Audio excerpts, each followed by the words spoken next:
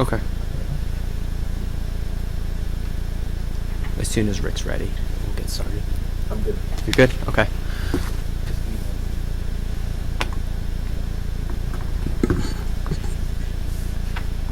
Okay. All right.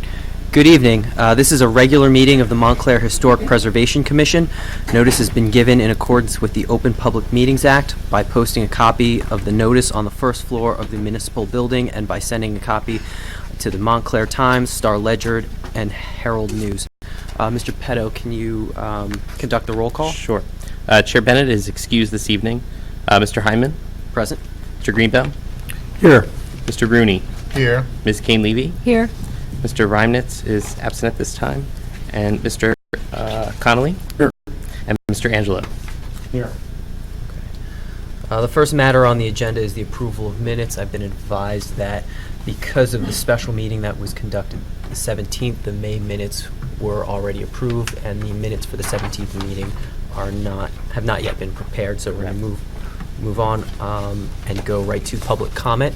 Are there any members of the public that wish to address the commission? Okay. Moving on. Committee reports.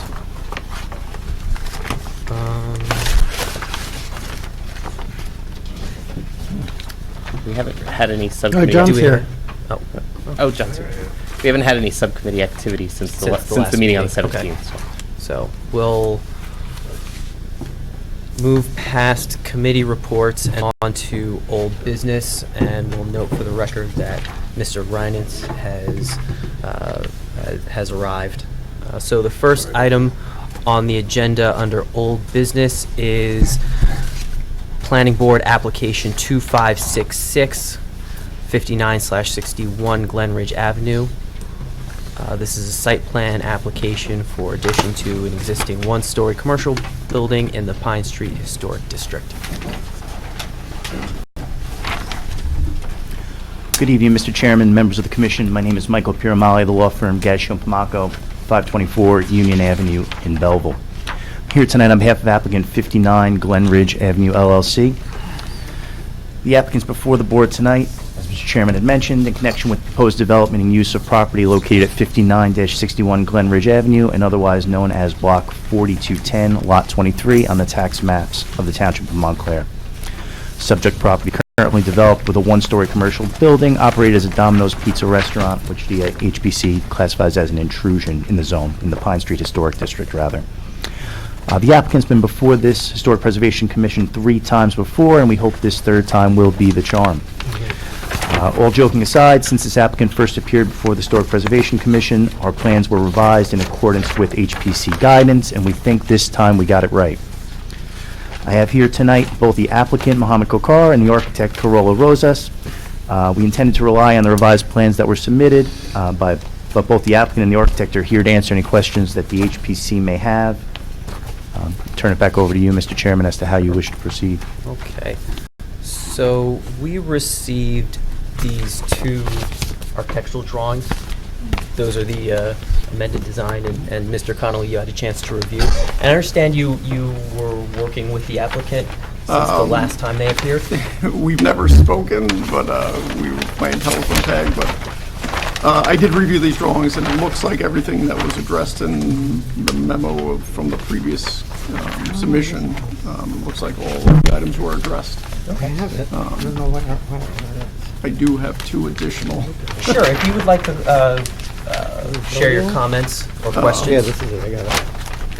Well, this is actually a question for the board. Oh, okay. To see if they agree with my way of thinking here. When last time we met, we discussed carrying the business around the corner. So I was wondering if you take a look at the detail as provided on the sheet right in the center, the proposed corner detail of the plan. I was wondering if we should, instead of using a full brick, use a half brick or a thin brick so it doesn't look like it's applied to the facade. So it looks like it would be part of the existing Can you explain that again, please?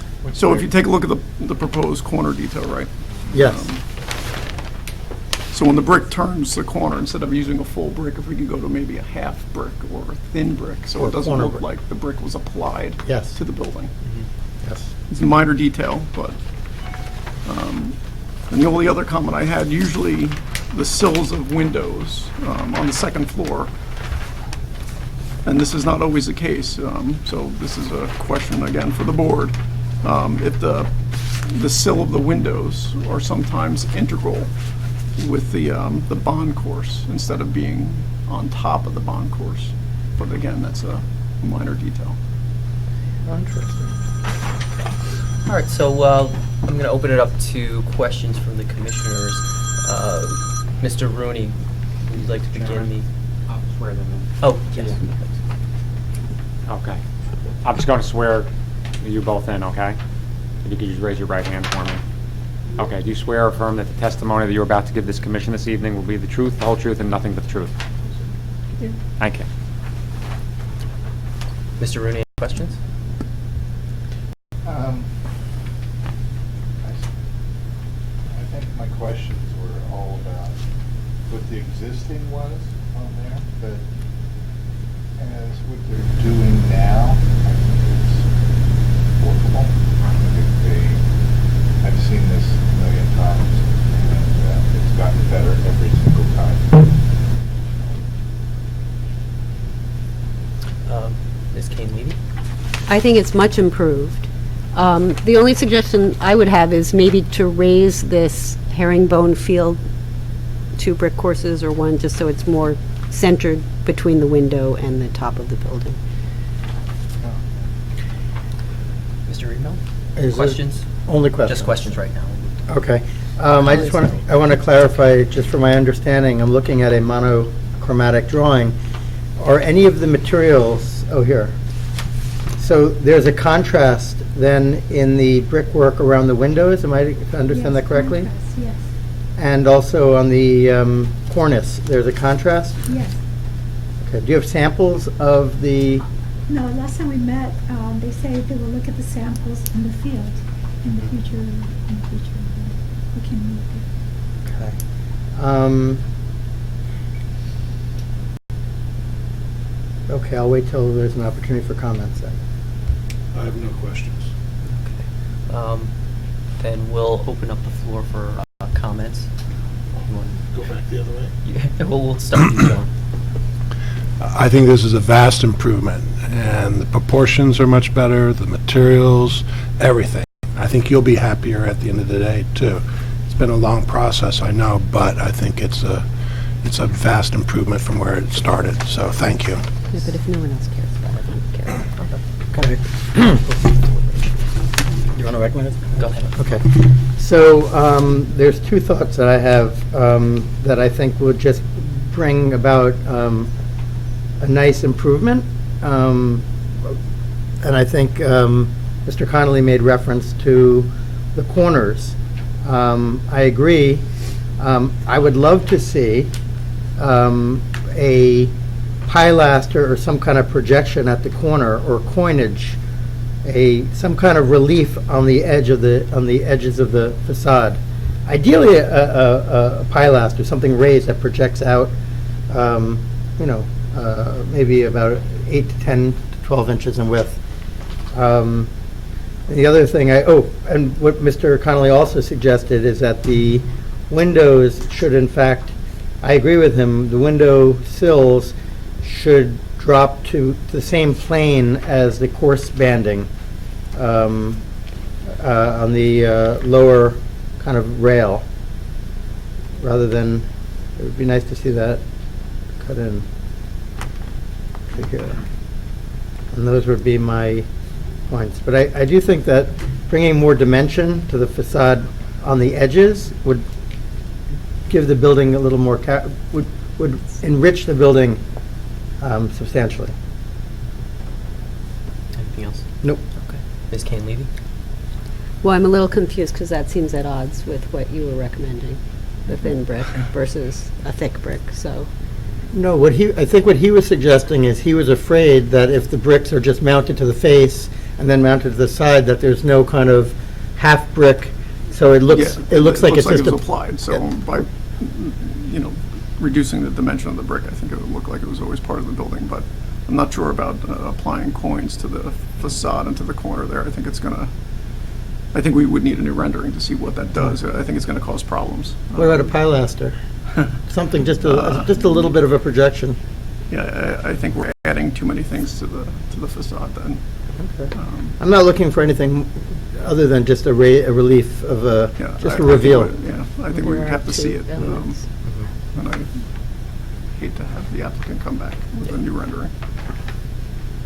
I can approve as is. What's that? I could approve it as is at this point. Mr. Rooney? I think Ms. Kane-Levy's point about moving the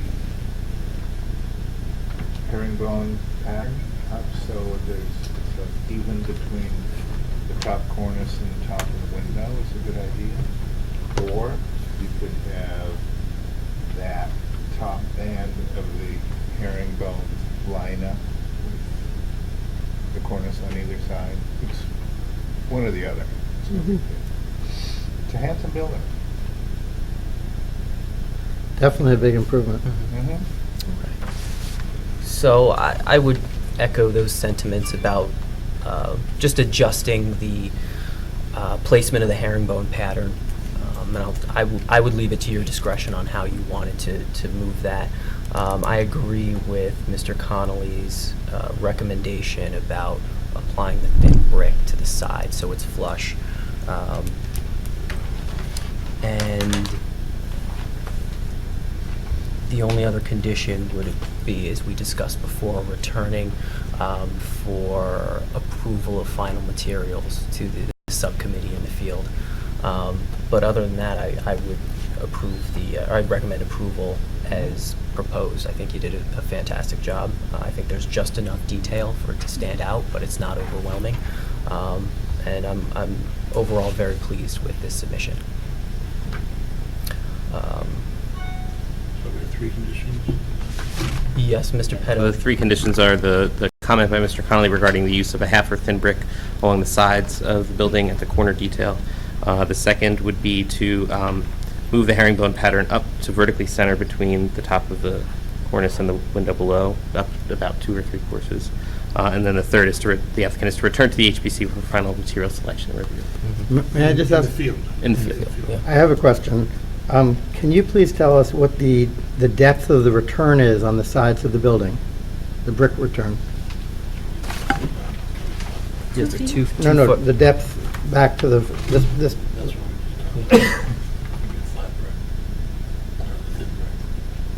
No, not the depth projection. I'm talking about how far back in the building it goes. 2 feet. 2 feet? Does it say on the plan? Okay, Yeah. good. That's what I wanted to understand. Okay. Yeah. All right. Because Okay, I move that we approve this application with the 3 conditions listed. Is there a second? I'll second. All in favor? Aye. Aye. Thank you very much. Thank you very much for its time. Much appreciated. Mr. Vice Chair, just wanted to note on the agenda, the Montclair Art Museum, one of their attendees has a conflict, and so we'll be here a little bit later this evening. Okay, so we're going to move So we to... can kind of jump the agenda. Okay, so we'll move to new business, and we'll hold item 6B till the end of new business. So the next application under new business is HPC 2019-14, 605 Valley Road. 605 Valley Road LLC. It's for storefront modifications of the front and rear in the Upper Montclair Historic Business District.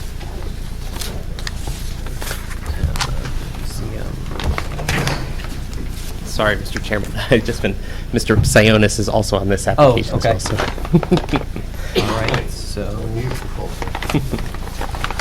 we'll move that one to the end. And we'll move on to item 7B, referral from the Board of Adjustment, application 2632. It's 195 Christopher Street, Craig and Krekamey Craig, or Chris and Krekamey Craig. Both variants of front yard setback for a new front porch. Addition is an R1 family zone in the Christopher Street potential historic resource area.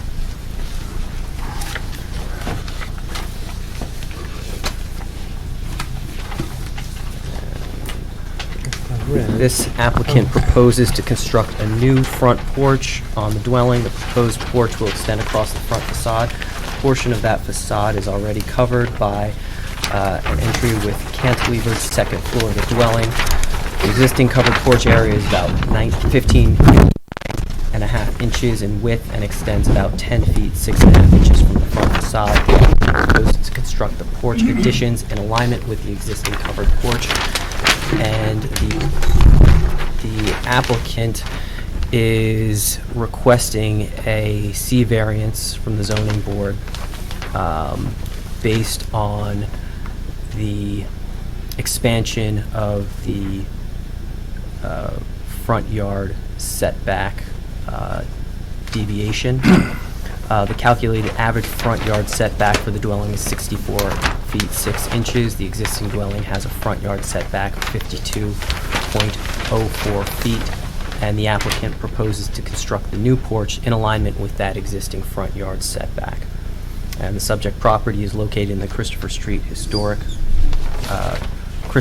Potential Historic Resource Area identified in the 2016 Historic Preservation element of the Township Master Plan. May I have your name for the record?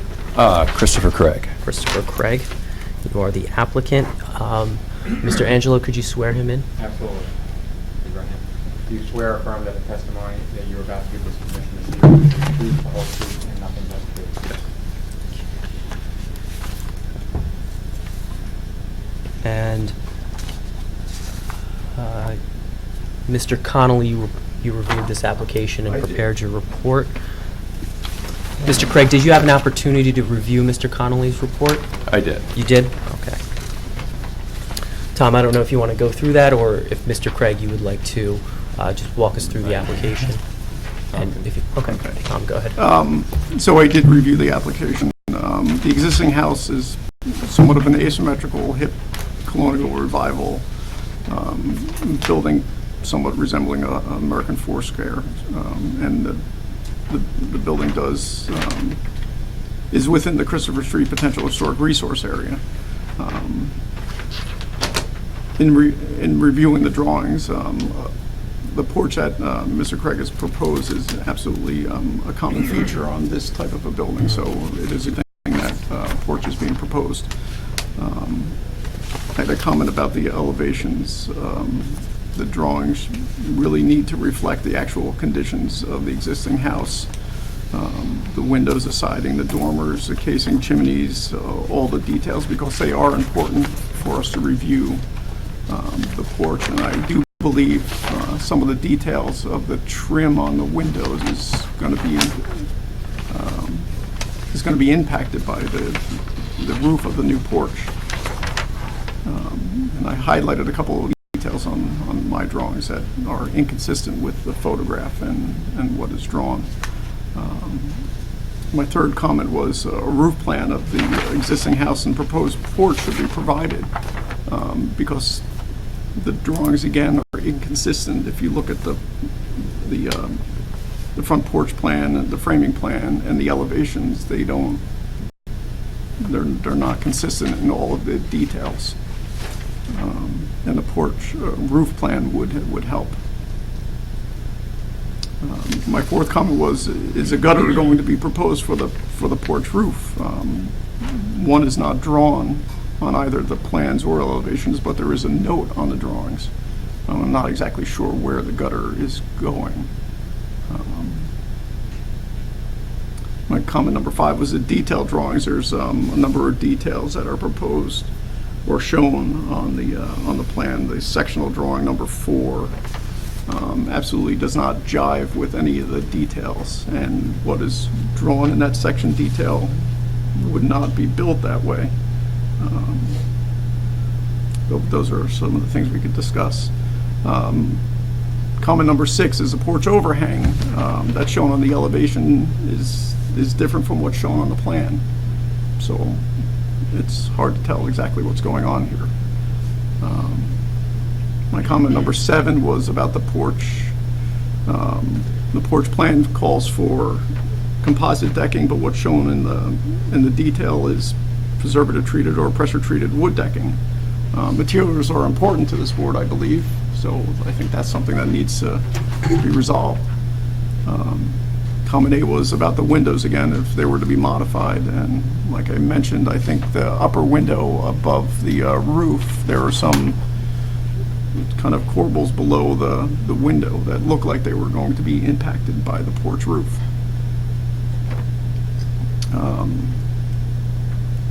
My comment 9 was about the piers that support the porch. I believe they should, or I would recommend that they would be brick instead of sonotubes.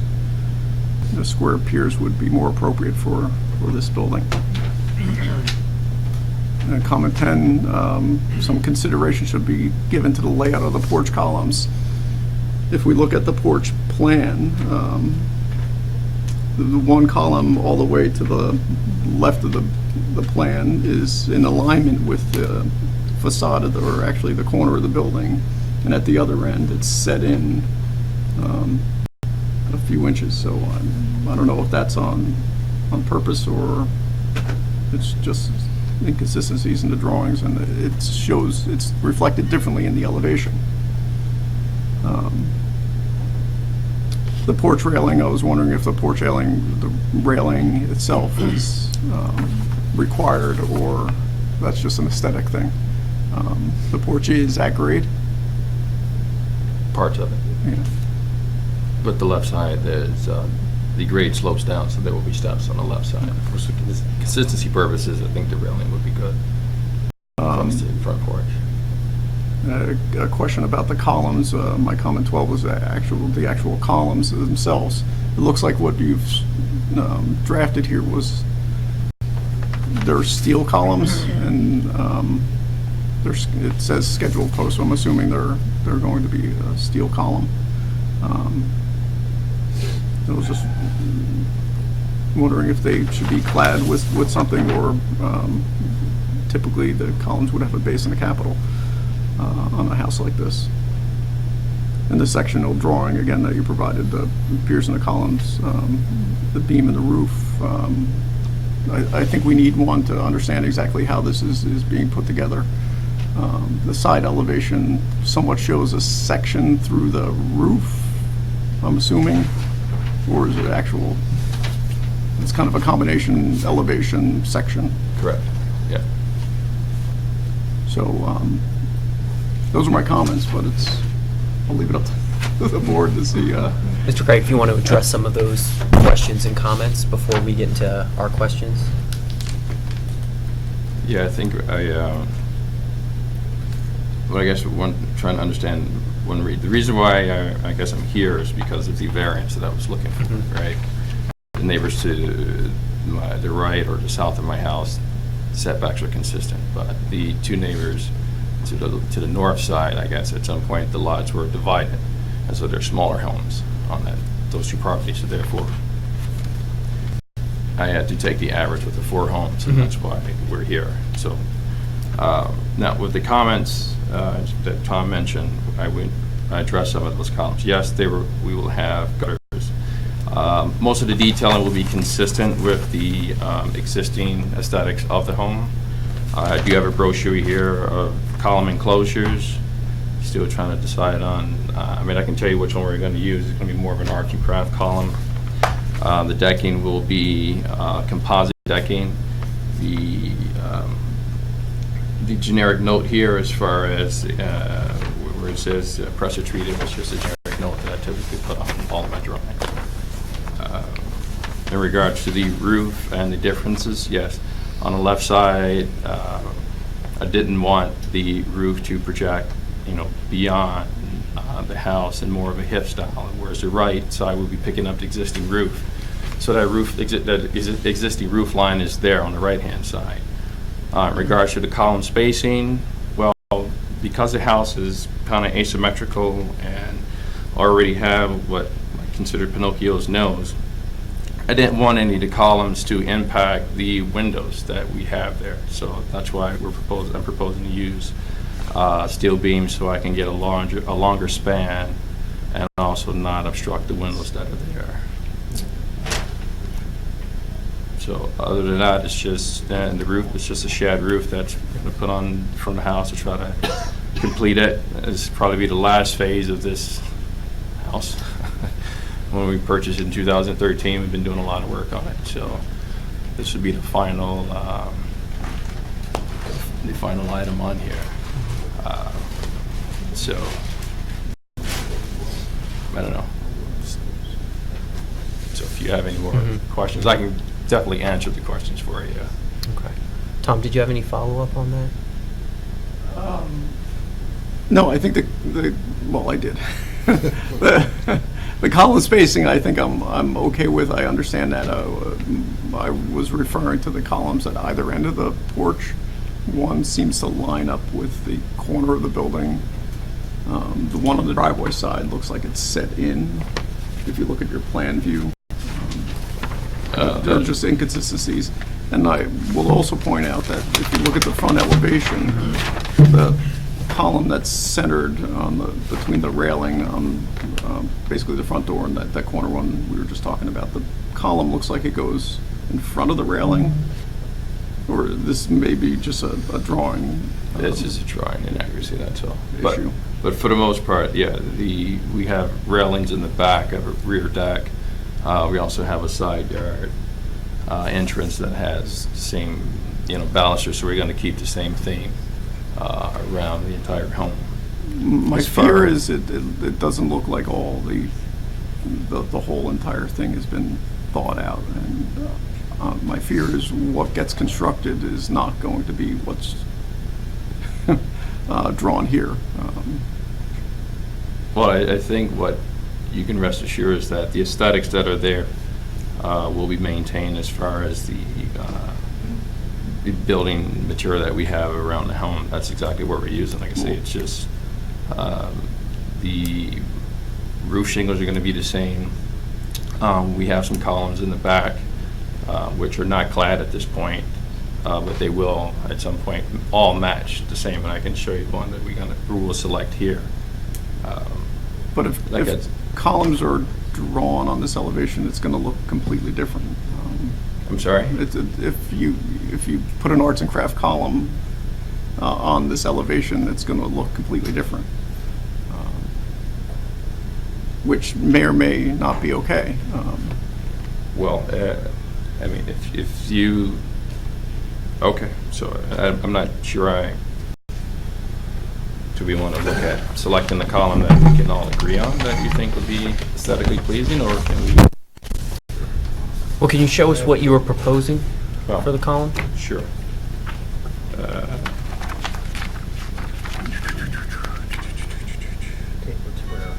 Something that's, You can bring it up. All right.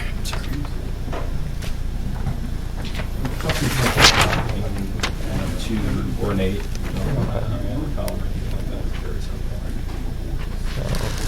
Craftsman on this page? Yeah.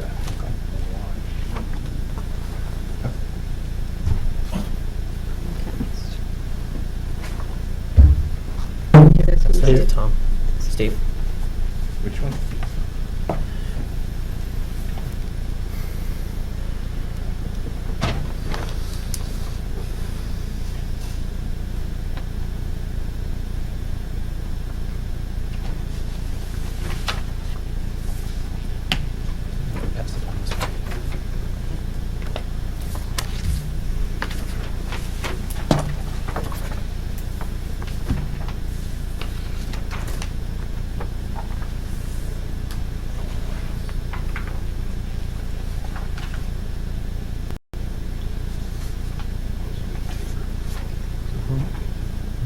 Yeah, we're looking at the tapered, correct? Correct. Yep. And it's going to be the same for all four? Correct. And also in the back? At some point, yes. Yeah, they're two in the back, on the back deck. John, you want to ask questions? Okay. I'm looking at the bluestone block. Is that bluestone walk come up to the level of the composite decking? Is that the idea? Yes. On one side. Yeah, and then there's steps on the other side. Looks like this was an old craftsman house that's been slowly been wrapped with new construction. So that's what, like the little one-story addition on the right, was that original to the house? Yeah, we have not changed the footprint of the house, but we've Is that original? upgrade. That was the original house? That I'm not sure. But yeah, there's a lot of add-ons and a lot of things I had to repair to fix those add-ons. I don't have any other questions. I have a lot of comments. Okay. So I just want to make sure I understand completely. So the issue that brought you here today from the Board of Adjustment is the request for the variance based on the fact that you're requesting a 2-foot projection forward. Correct. So it's a 2-foot variance. But Total. within the It's existing.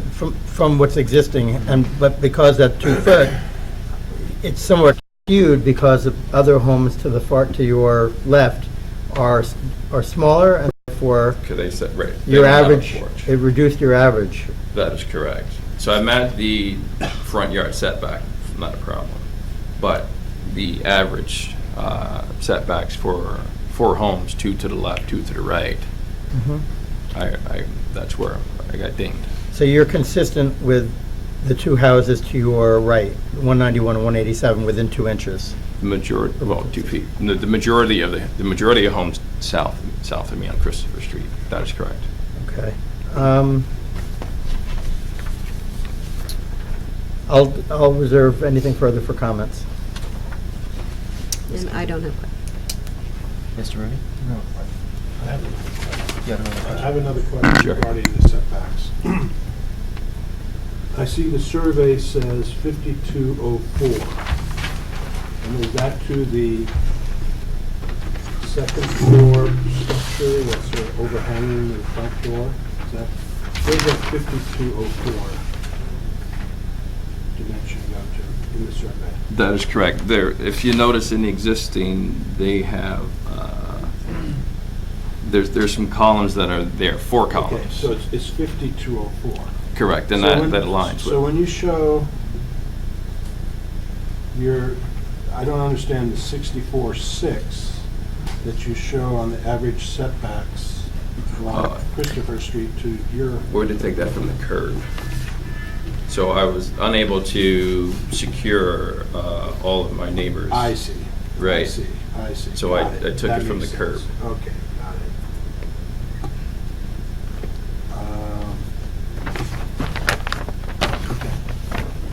I didn't understand that last point. You said you couldn't secure your neighbor's something. Survey. Survey, Oh, you couldn't get there, okay, I see, okay. I didn't ask. Okay. Um, I think you're up. Okay, no other, well, I don't have any questions, so I'll open the floor for comments. I know, I mean, you're here because the Board of Adjustment refers Correct. anything in this district to us when there's a request for variance. So, you're in front of us who, we look at details and we look at materials and we look very carefully at how things are drawn. And I would suggest that to some degree this is a schematic, okay? It shows the structure, it shows some concept about the railing. It doesn't really show, you've picked this out of a catalog, but we can't really see how it all goes together. So it's very hard for us to say, or for me to say, yeah, great, because I don't see it here in front of me. So I don't have particular individual things, because as Mr. Connolly suggested, there's a lot of things that aren't coordinated with details and the elevations and the plan, so it's very hard to put it together. I have a pretty good idea where you're going with this and what it's going to look like, but it's hard for me to comment on what I've been given, so this is my comment. Okay. I know Chris is an architect, and this is his own home, so I imagine that I would be comfortably speculating the end result will be very pleasing. So, but I do have to concur with my colleague John that, and I think you came here thinking probably that the issue of the variance was the main issue, which it is, but by coming to us, as John pointed out, it opens us up to reviewing, and you as an architect understand that for us to make an evaluation from our range of criteria, as pointed out by John and others, what you've provided us with at this time doesn't give us enough information to fully validate, and you know, while I have the personal confidence it will be fine, I think it would be inappropriate for us with the current presentation to render a final decision. That's my thought. We're just providing comments We're just to the Board of providing Adjustment. comments Right. as part of the referral. Okay. And you know, jumping ahead to my I point, am right. while what we say is not binding, I mean, I agree, it's hard for us to make recommendations and provide comments to the zoning board without the full details. You know, looking at the plans, these are perfect for going out and getting the variance, and I think the sentiment among the board is, I think this is perfectly appropriate for a variance, and overall, the concept of the porch fits in perfectly with the architecture of the home. So I think we would recommend the granting of variance, but at this stage, I don't think we have enough to be able to make recommendations to the zoning board either way on the overall design and details. May I just make a reference to that point? Mhm. The problem I have is that because you're an architect, and I happen to know you,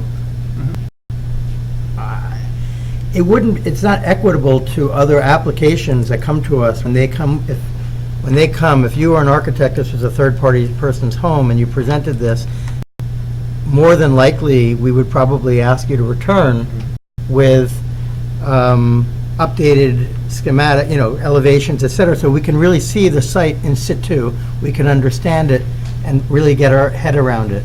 And I've been struggling with that, so I'm torn, because from the variance point of view, I'm not reluctant necessarily to endorse the variance, but on the other hand, I don't know, like my colleague said, I feel like this is a gray area.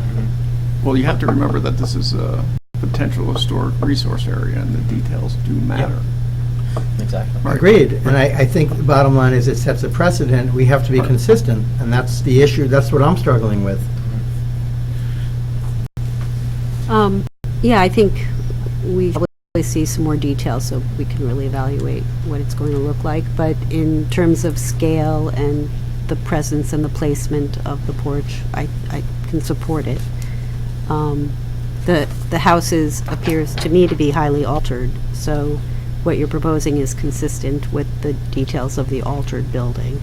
So I think that's okay. If it were a completely unaltered, intact house, I would be more concerned. Based on something that's incomplete. Yeah, we're not giving the approval though. If this was a C of A, it would be a different story. Right, I see that, yeah. Mr. Rooney? Yeah, for the variance, I have no problems with it. That's where the building is now. Correct. You're not changing anything about that. It would be nice to have an updated set of drawings, and I think we could probably run that through a subcommittee. Yeah, but Mr. Angelo, Mr. Petto, I mean, what can we do procedurally? So we've done When this When is this on for? We did this procedurally with the Locust Drive application for a front porch, where the commission recommended that the applicant return with a plan to present, and the revisions committee reviewed that final plan and did material selections at that time. So, you know, I think that the path forward here, this is scheduled for the July 17th zoning board meeting, Okay. so it is in advance of our next meeting. I think the recommendation would be that you comment on the variance that the applicant is seeking to the board, and then request that the applicant prepare more detailed drawings consistent with Mr. Connolly's report, and then return and present those drawings to the HPC. But you would suggest presenting to us at a subsequent meeting, or with a minor? Typically, how we condition? handle this is we just say to the HPC, even in our memos, when we do final material sections, we just say HPC, and then we can administratively determine if it has to come back to the full body or if it can be handled by the subcommittee level. It gives latitude to shift it between those. Or So what you're saying is that we could move this forward for, Yeah, we're trying to find a way to allow you to move it forward. So essentially, the option that the commission has at their disposal is to make the recommendation that they're in support of the variance requested to Correct. the Board of Adjustment, and as part of that, they would impose a condition that Correct. the applicant return to the HPC and provide more detailed drawings showing all final details and material selections. Will I have to come here and sit? And that's something Or- that we can handle once you make that submission. Okay. If it's broad in detail, and I consulted the chair and vice chair, it's pretty detailed and a lot has changed since your presentation, then we'd come back to the full body. Or if it's pretty consistent with what the commission saw, perhaps it could be at the subcommittee, but that decision can be made later on. I think it's important to see what exists in a very clear way, so we understand exactly on site. The elevation that we have, to me, doesn't give us the information. And only because of the nature of the application, we're in this position. But for future reference, because you're a professional in the field, it's helpful, it's very important for us to see the before and after, so we can really get our head around it. So I think this is a good solution, what Mr. Petto suggested, as a means to expedite and not hold you up, but at the same time, just, make sure that we're covered procedurally so that we're consistent with all applicants. So I think my proposal would be, with respect to Mr. Connolly's comments about inconsistencies or ambiguities in this Correct. plan, I think comments 2, 3, 4, 5, 6, 7, 10, 12, which you did provide the column, but, include that with the submission to the zoning board, and comment 13, our recommendations would be that you would update your plans, submit it to the zoning board, and then the zoning board would impose a condition for return to the HPC on final materials and Would you? design details. No, that may not be, it may be Yeah. that he just goes to the zoning board, Goes to what he board. has. Yeah. It's interesting, I went to the zoning board to speak as an Mhm. HPC member to, the last meeting. Mhm. And they were very receptive, actually, to Mhm. HPC comments, but they put conditions Mhm. on, that they would approve the variance if the applicant took care of all Oh, those okay. items. Now, I don't know what the process is after that, how we get Mhm. there, but we've got to. I would like to, That's part of what the recommendation from the commission would be, that the applicant come back to present those modified plans. So to they this would get body. the conditional approval of the variance. Yeah, The I don't- details I get don't- done, and then we work it out. and Everything it's that set. Tom asked, there was one of the discussions that, through one email exchange that we had was, I don't think the nature of the porch is going to change Mhm. all that much. It's No. just a clarification Yep. of details. Yep. Some haste in trying to get the drawings out. Because my Exactly. wife is tired. Yeah. So I pushed it forward. Yeah. And so from the variance application perspective, fine. From the details and everything else, then, okay, I can get that to you, I don't have a problem. I just want to Look at make, it before you start construction. Right. Yeah. I want part of the condition to include a photograph of the house as is today, so we have That's it, this is it. There's a photograph on the a drawing. photograph of the Yeah. front? That's current. Oh, okay, okay, I'm sorry, I didn't have that. That's the, oh, is that the front? It's very confusing. I'm so confused now. Okay. I'm not sure, Dave, could you turn around what photo you look? He's looking at a copy of my memo. Yeah, That's the front. that's Oh, the front. so I'm looking at it here thinking that's the side, okay. Same picture, a little bit more around. Ah, I Well, thought that's, this was your the rear of the photograph house. is, and I took my photograph from the side, so I wouldn't have to deal with the Right, is that? shrubs that are there. Yeah, the landscaping kind of. Yeah, the obscures it. landscaping obscures the facade too, right now. I imagine that's all coming down. the plantings, Okay, or some we'll of see. it. Okay. Some of it, sure. Don't tell my wife. So, I did have one other question though Okay. for Ms. Craig. It looks like there are two different elevations for the porch ceiling, is that correct? It looks That is like the correct, because Ceiling at the front door is lower than the rest of the porch. that's existing because that's our master bathroom. The second floor projection. Pinocchio's almost right. That's our master bathroom, but it was built over an existing porch. So therefore, there's two levels of framing that's there. And it's low, and it doesn't make any sense, and it would be a lot lower than the other windows, so that's sort of going to be an entry point and a feature point. But yes, that is a lot lower. Huh.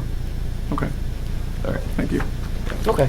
So I think Graham just, So we have essentially Let those me two know. conditions. The first would be to modify those plans per Mr. Connolly's comments, 2, 3, 4, 5, 6, 7, 10, 12, and 13, and present those revised plans to the Historic Preservation Commission. And the second would be for the applicant to return for final material selection Yep. review. and I think, the preamble, we would recommend. In support of the front yard setback. Supporting the application. So the application will... Yep, the yes, you're variance good to go application. at the Okay. 19th. Now, when do you want me to... Does it need to come prior to the variance meeting, or no? No. So you're going to proceed with the currently filed plans and drawings to the zoning board. Then you can do your revisions following if the board grants your variance. This next question would be, if I start changing the drawings that you have, is that going to have an impact on the 20 cents that I gave you? No, so given that we're getting close to the timeline I think we'll stay consistent with what you've already filed, Okay. and then make the Because that's change. going to push me to another page, I can Right. definitely tell you if I start Should adding more details. the board approve your application, then you'll make the revisions consistent with the recommendations set Sure. forth. But the board will have to make it conditional upon them coming back.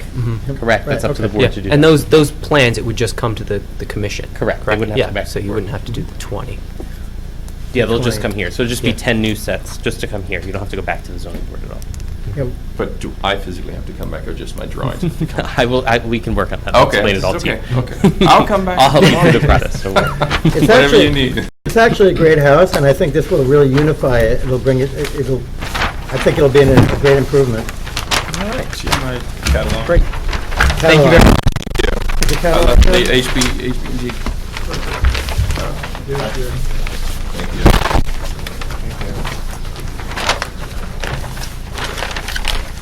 The May- next. Maybe you can consider joining the HBC.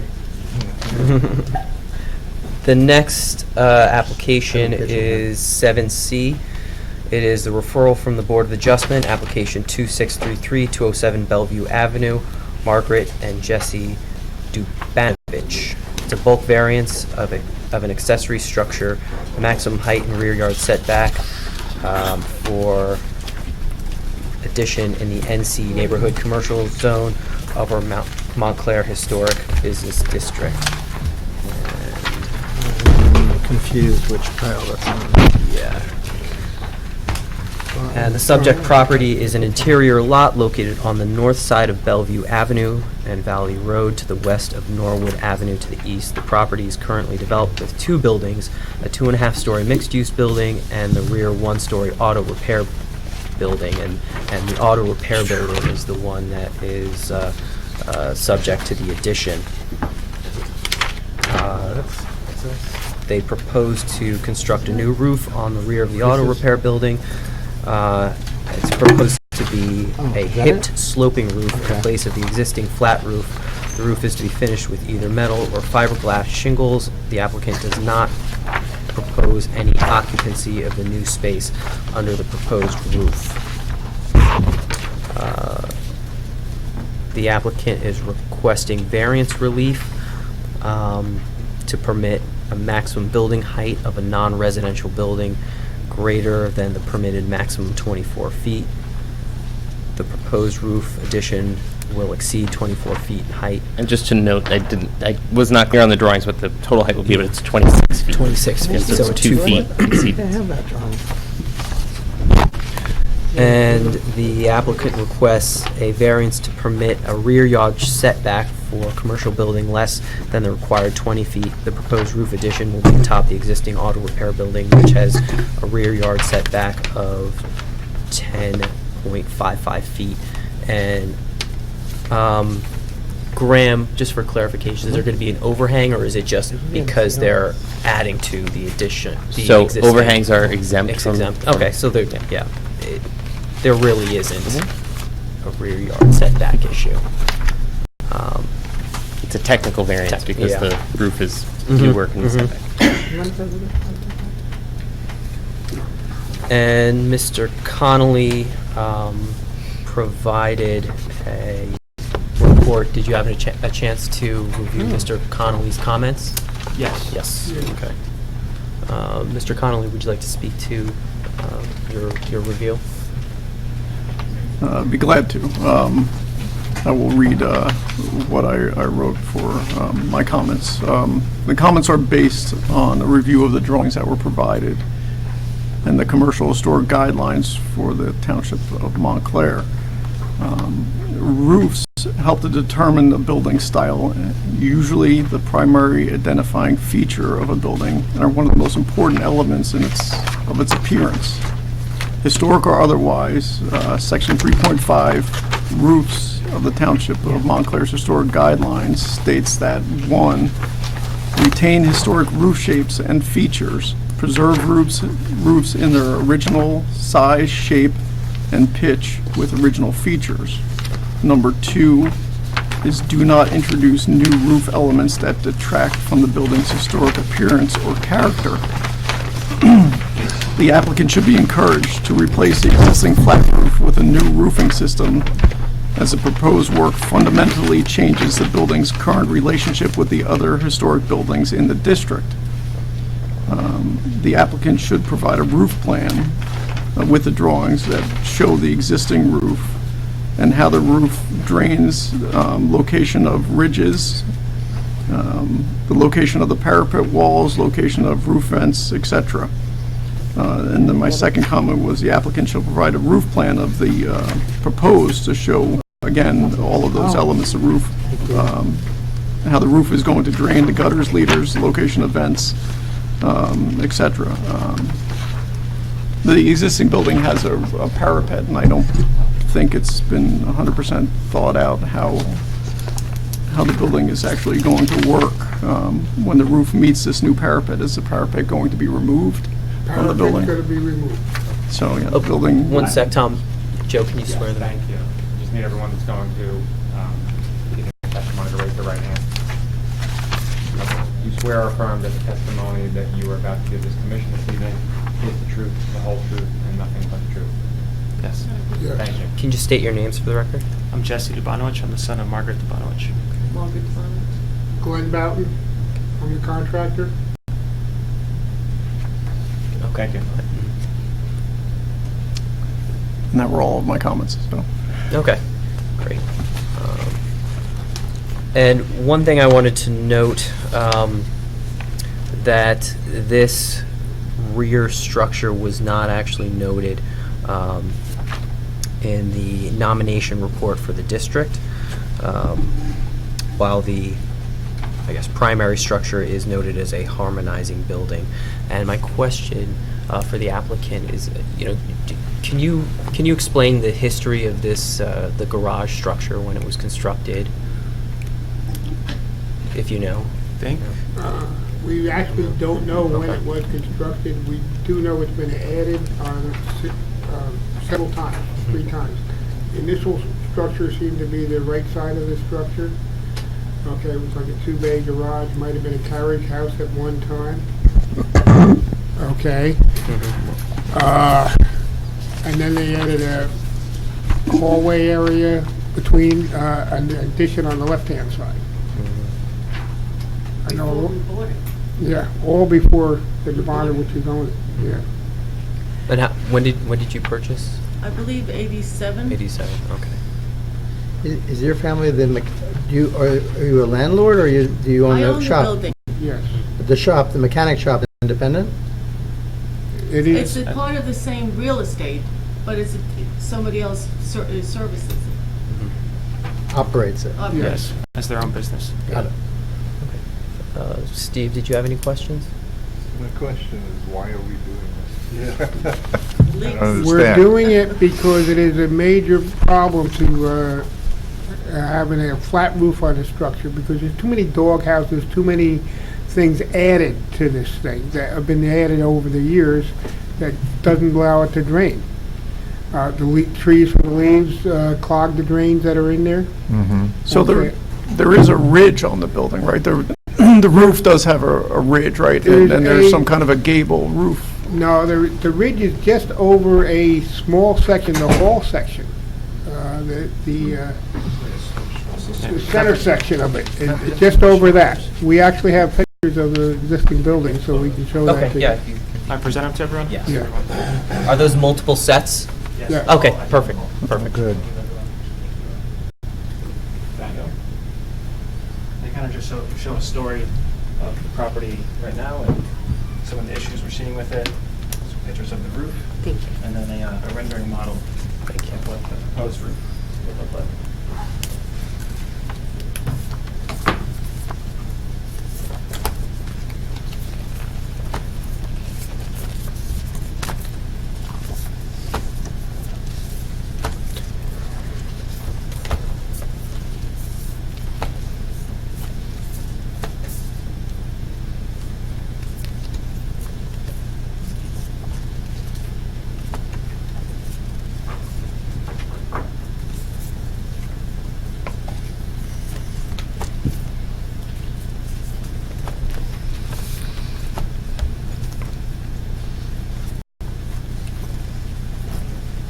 Are we up to questions?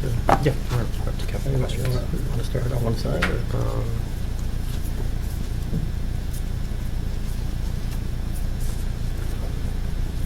Steve, do you have any more questions? Not really. Okay, well, we can come back. I know you're still looking at some I'm of the still looking pictures. at this. But we'll jump around. I think some people are still looking. but Sure. David, if you've got questions, go right ahead. Sure. So I'm just trying to understand, this particular structure is part of the same lot as the building in the front. Correct. This building here, though, if I'm not mistaken, that's a separate lot. So I wanted to show that for comparison. That's just 2 lots down. It's a mixed-use commercial building. Right. It seems to be 4 stories tall, and I don't know if it applies to any of the same stuff from the Historic Preservation District as does to our building, but it's front and center on Bellevue, and it's just a reference point that's 2 lots down. You happen to know the height of that? Probably just by estimation, maybe 15 to 12 feet taller than our building that is out front, which is pictured in 4 or 5 photos back of the harmonizing building in the front of 207 Bellevue. So the main, just to make sure I understand, the main purpose of the pitched roof and the hipped roof is for drainage? Yes. We're trying to get rid of all the dog houses and everything else that are on the flat roof. There's Dog houses meaning, projections. There's Mr. Connolly, I believe, was asking about a ridge. There's a ridge in the center. right. Okay. Then there's roof drains, there's parapet walls, there's a skylight openings, and so forth. And they just create drainage issues, especially with the trees that are in the neighboring or in the back of the property. Got it. They clog the drains. There's no storage or anything? No There's no storage, crawl space, nothing? It's Nothing, just no. purely, It'll all be truss construction, so there will be no room for storage. got it. Truss construction, got it. Okay. And the function of the building will remain? Yes. Its foreign aid will still be the occupant, and it will retain its use as a mechanic shop? Yes. We're trying to protect the business from water intrusion because he's had some damage and some complaints. Okay.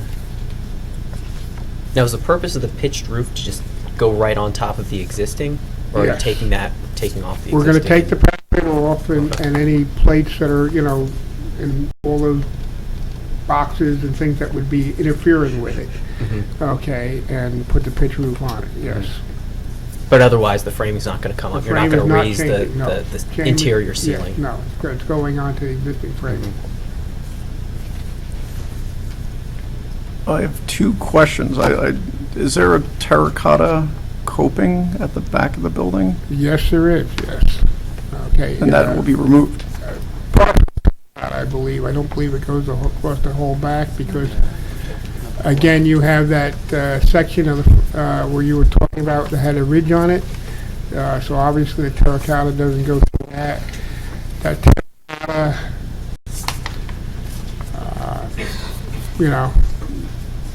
was there at one time. You don't see it.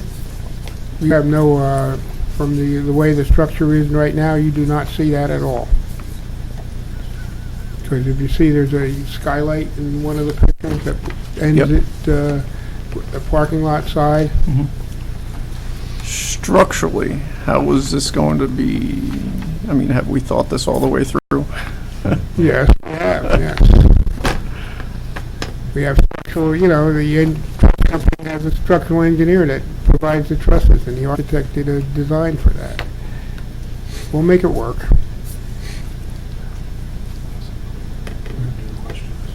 Yeah. Yeah, you're up. Okay. I have a question for you, Graham. This 24-foot variance? Well, 24 foot is the maximum height for non-residential structures in the zone. 24 feet is the maximum height in this zone? For just non-residential structures, mixed residential and non-residential structures are permitted 3 stories a night or 36 feet, I believe.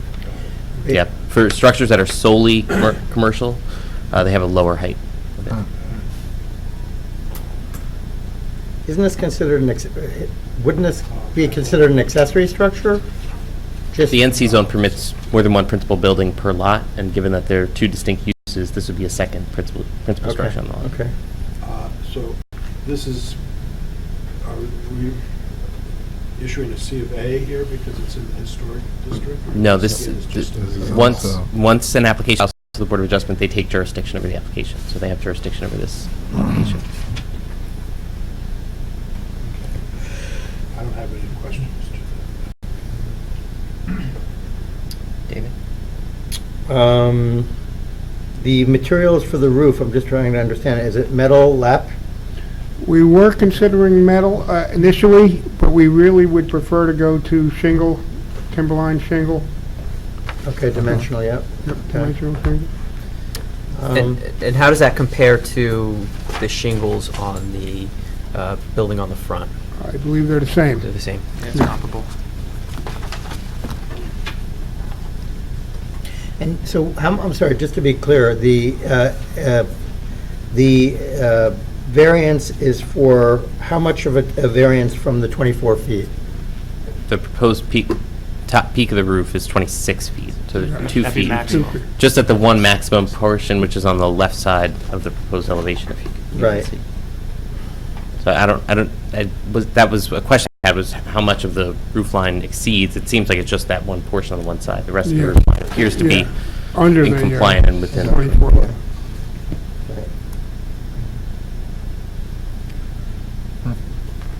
Caroline, do you have any questions? Steve? No. Comments? John? As it is, it's a nice little cute, you drive through the parking lot back there, and I always wondered what goes on in that little building. They fix and hubs. It has its own They used to fix scale hubs. back then. Yes, but yeah. It is just it's a garage, concrete block. I think this is, I don't have a problem with the application. I think, okay, so I think it's an improvement. It brings it about, brings it a little more of a residential character to the property. It happens to be a very visible structure for those who travel, especially parking in the Upper Montclair parking lot. I've known that building for 30 years. My cars have been fixed in there. And, Well, I'm sorry? The Dubanoviches did originally, her husband was one of the original repair people in there. They He did, must have prepared your car. her husband must have repaired the car. Okay. Handling, yeah. They specialized in Saabs at one time, I recall. Yes, All yeah. foreign cars, All foreign foreign made. cars, yes. Right. Well, They've so, since passed, he's since Oh. passed and so forth, and, well, my only question is that 2-foot difference, how difficult would it be to adjust the roof line just to bring it into compliance? We could do that, but architecturally, the architect kind of wanted to keep the pitch that, he designed it to. He just thought it would appear better. And they'd have to come before the board anyway, because of the rear yard setback, Yeah. that technical okay. variance, so. So he said, he thought the 7/12 pitch would just give a better appearance Okay. aesthetically. Do you want to go? Yeah, I agree. I'm generally in favor of the addition. I know Mr. Connolly raised issues about preserving the aesthetics of the original building, but given the fact that this structure wasn't included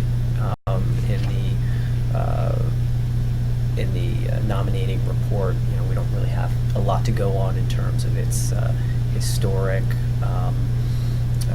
contributions to the neighborhood. The roof is consistent with other buildings in the neighborhood, and I think functionally it makes sense. So I'm in favor of it. I can support it as well. I was just wondering what the rest of my colleagues think about the standing seam metal versus the asphalt shingle and what. I'm in favor of the shingle. Yeah. Shingle. Yeah, Yes, it is. It's cheaper to put it in the asphalt. I like standing seam, but that's a preference, so. I'm sorry? Fine. I like standing seam, like a turn metal, and they're great, but it's also style, so, current style. Will there be, in the course of the construction, when it's all completed, will there be any other exterior work done on the building? We're not planning on any other exterior work, just the roofing. Painting or cleaning or? Well, painting is a possibility, yes. Are the bay doors going to change? In the rendering, it looks No, different from no, what? they're not changing. Yeah, it's not representative, the rendering of the garage doors. Okay. So, Okay. I'd say we would refer this to the zoning board with recommendation of approval. And I would only propose that the condition that they incorporate the asphalt shingles to match the front building. You want to suggest they return for a final selection of that asphalt shingle, or? We could do that in the field. Yeah, Yeah. just to confirm that, Yeah. that it matches. Yeah, we'll make sure it does, yeah. Mhm. Thank you. Thank you. Okay, thank you. Wait, hold on. I second that. Don't we have to? No, we don't have to vote. It's No. not a, Oh, This okay. is gonna, it's not a C of It's a A. referral. It's just a referral. It'd be As nice long if, as there's a- it'd be nice if you painted and made that facade facing the parking lot as nice as possible. We Just- would Facade like to facing the do, parking lot? yeah. Yeah, I think it Which would part? work nice. The 'cause- left side, yes. I mean, I think it would enhance the whole community, just Oh, absolutely. You mean paint, a paint job? paint, whatever, power wash it, clean it, it's nice, you're gonna be doing all that work, you might as well. All right. Do you It'd be need nice. Want these these photos photos back? back? Do you need them for reference or no? No, we don't. No, they're just more paper. that's all right. You can save them. Thank you.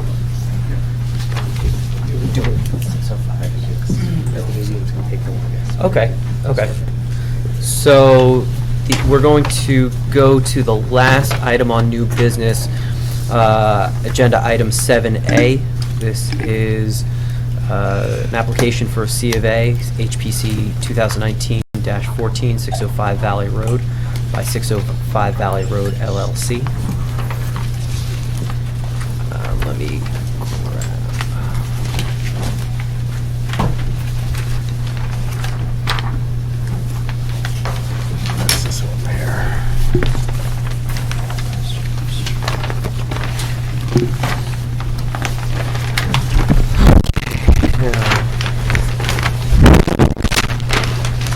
This is an application for a C of A.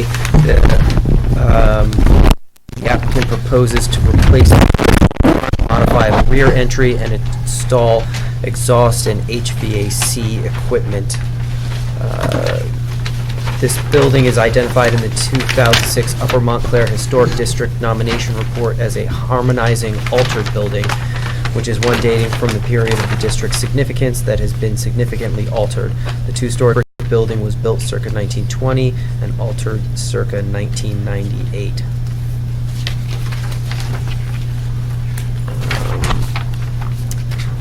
And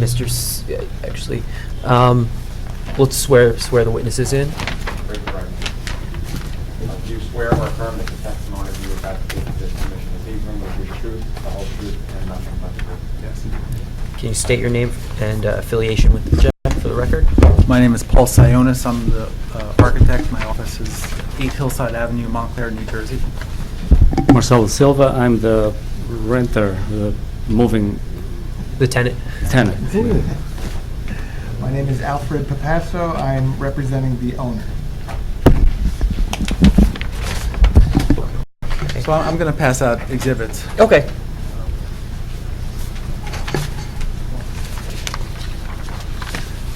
And Mr. Sionis, you had an opportunity to review Mr. Connolly's comments? I have not seen Mr. You have not seen it? Okay. Tom, can you run through those quickly? Grant, can you give Paul a copy? Thank you. So this is an existing circa 1920s two-story 8-bay brick commercial building with 2 separate tenant spaces on the ground floor. The facades of both tenant spaces have been significantly altered. The building is located in the Upper Montclair Historic District and is listed in the 2006 nomination report as a harmonizing but altered building. The scope of the work again calls for the exterior restoration of the existing clad storefront to the south.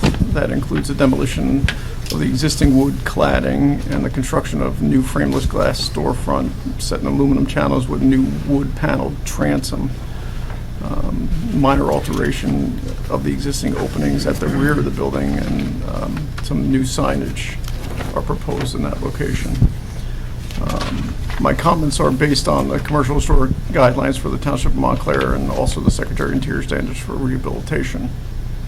And my comment number 1 was the removal of the wood materials from the storefront to expose the original construction should be encouraged. And the existing structure should not conceal the historic storefront components with modern materials. And comment number 2 is the applicant should provide a historic image of the building if available. Comment 3 was the applicant should be encouraged to keep the original layout of the storefront and entrance if historic evidence is discovered during demolition. Comment 4 is the existing supporting columns and piers. I had a question if they were to be removed or clad. Comment 5 was is the bulkhead existing, and what material is proposed for the bulkhead. And comment 6 is signage. All new signage shall comply with the sign ordinance and samples provided for review. Comment 7 was any new exterior lighting being proposed. And comment 8 was, I believe the proposed design is a contemporary design which is compatible with the rest of the building and scale design and materials and helps to retain the commercial character of the building. And that was all the comments. What was the last one you just said? Repeat that? I basically said the design is in keeping with the historic character of the building. Okay. Thank you. Thank Paul, you. if you could just run go through through the this. presentation Yeah. and if you can Thanks for address this. any of those. This is helpful. It would have helped with our presentation also. We saw it before. But it jives with the presentation. Basically, I'll walk through this. So it's 605 Valley Road, on page 1. As you can see, it's on the east side of Valley Road, just to the north of Bellevue Avenue. Slide number, and as you can see, it adjoins the Upper Montclair public parking lot to the east. Slide number 2 is from the survey. Image number 2 is from the survey map. The property is typical for the Upper Montclair Business District. It's 65 feet wide, 112 feet deep. This property is improved with a building that's one story at the rear, at the east side, and 2 stories on the west side, where it abuts or faces Valley Road. As you mentioned, it was constructed in 1920, and it was pretty significantly altered around 1998. The rear 30 feet of the property is asphalt paved, so this is one property in particular that has parking along the rear of the property. And that rear paving adjoins the Montclair public parking lot, and the building fronts onto Valley Road. Next, number 3, is a photograph taken by me of the front of the building. And this was taken approximately 5 months ago. The second floor of the building contains professional offices, and I think one room is still the massage room. First floor, the northern first floor tenant is improved with a restaurant, and then the southern side, which is part of this subject application, most recently, probably since 1998, was a bank. So the facade was closed in. It's actually concrete block behind those the stone that was on the facade of this. So Capital One Bank was the most recent tenant on the first floor, south side. Next image, number 4, is the rear elevation, and this was taken from a Google Earth photograph. This is the rear of the property, which is the east elevation. You can see the parking spaces along the rear of the property. The right side of this image is the existing Asian restaurant, and then the left side is part of this subject application. The rear of the building, as I said, is 1 story in height. The upper portion is brick. The lower portion, about 10 feet high, is clad in stucco with continuous wood trim, horizontal wood trim that's currently painted green. All of the HVAC units for the building now and the exhaust vents for the restaurant are behind, all on that 1-story roof. Even the office space has their HVAC units on this flat 1-story roof. And there's a parapet wall at the top of this 1-story space. It's a 24 to 30-inch high parapet wall that's existing. We tried to find historic photographs of the property, and this is thanks to Graham Petto, found this one because we couldn't find anything. This is from 1910, and I point to the subject property on the left side of the image. The building that was there in 1910 is no longer there, as was stated.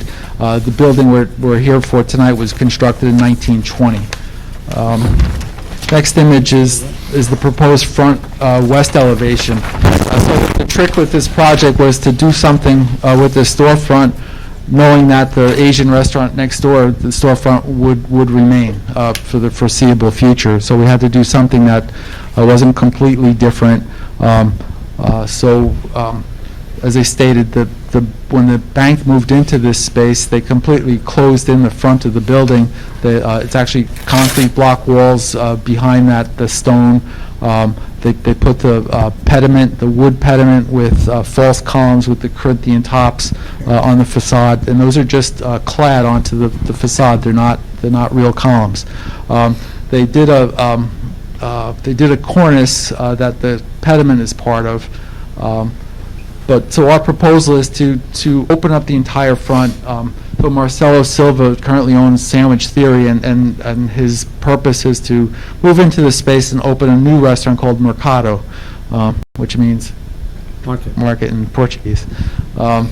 So the idea is to have this open from the exterior, as much glass as possible, be similar to the Asian restaurant next door in that it would be frameless glass.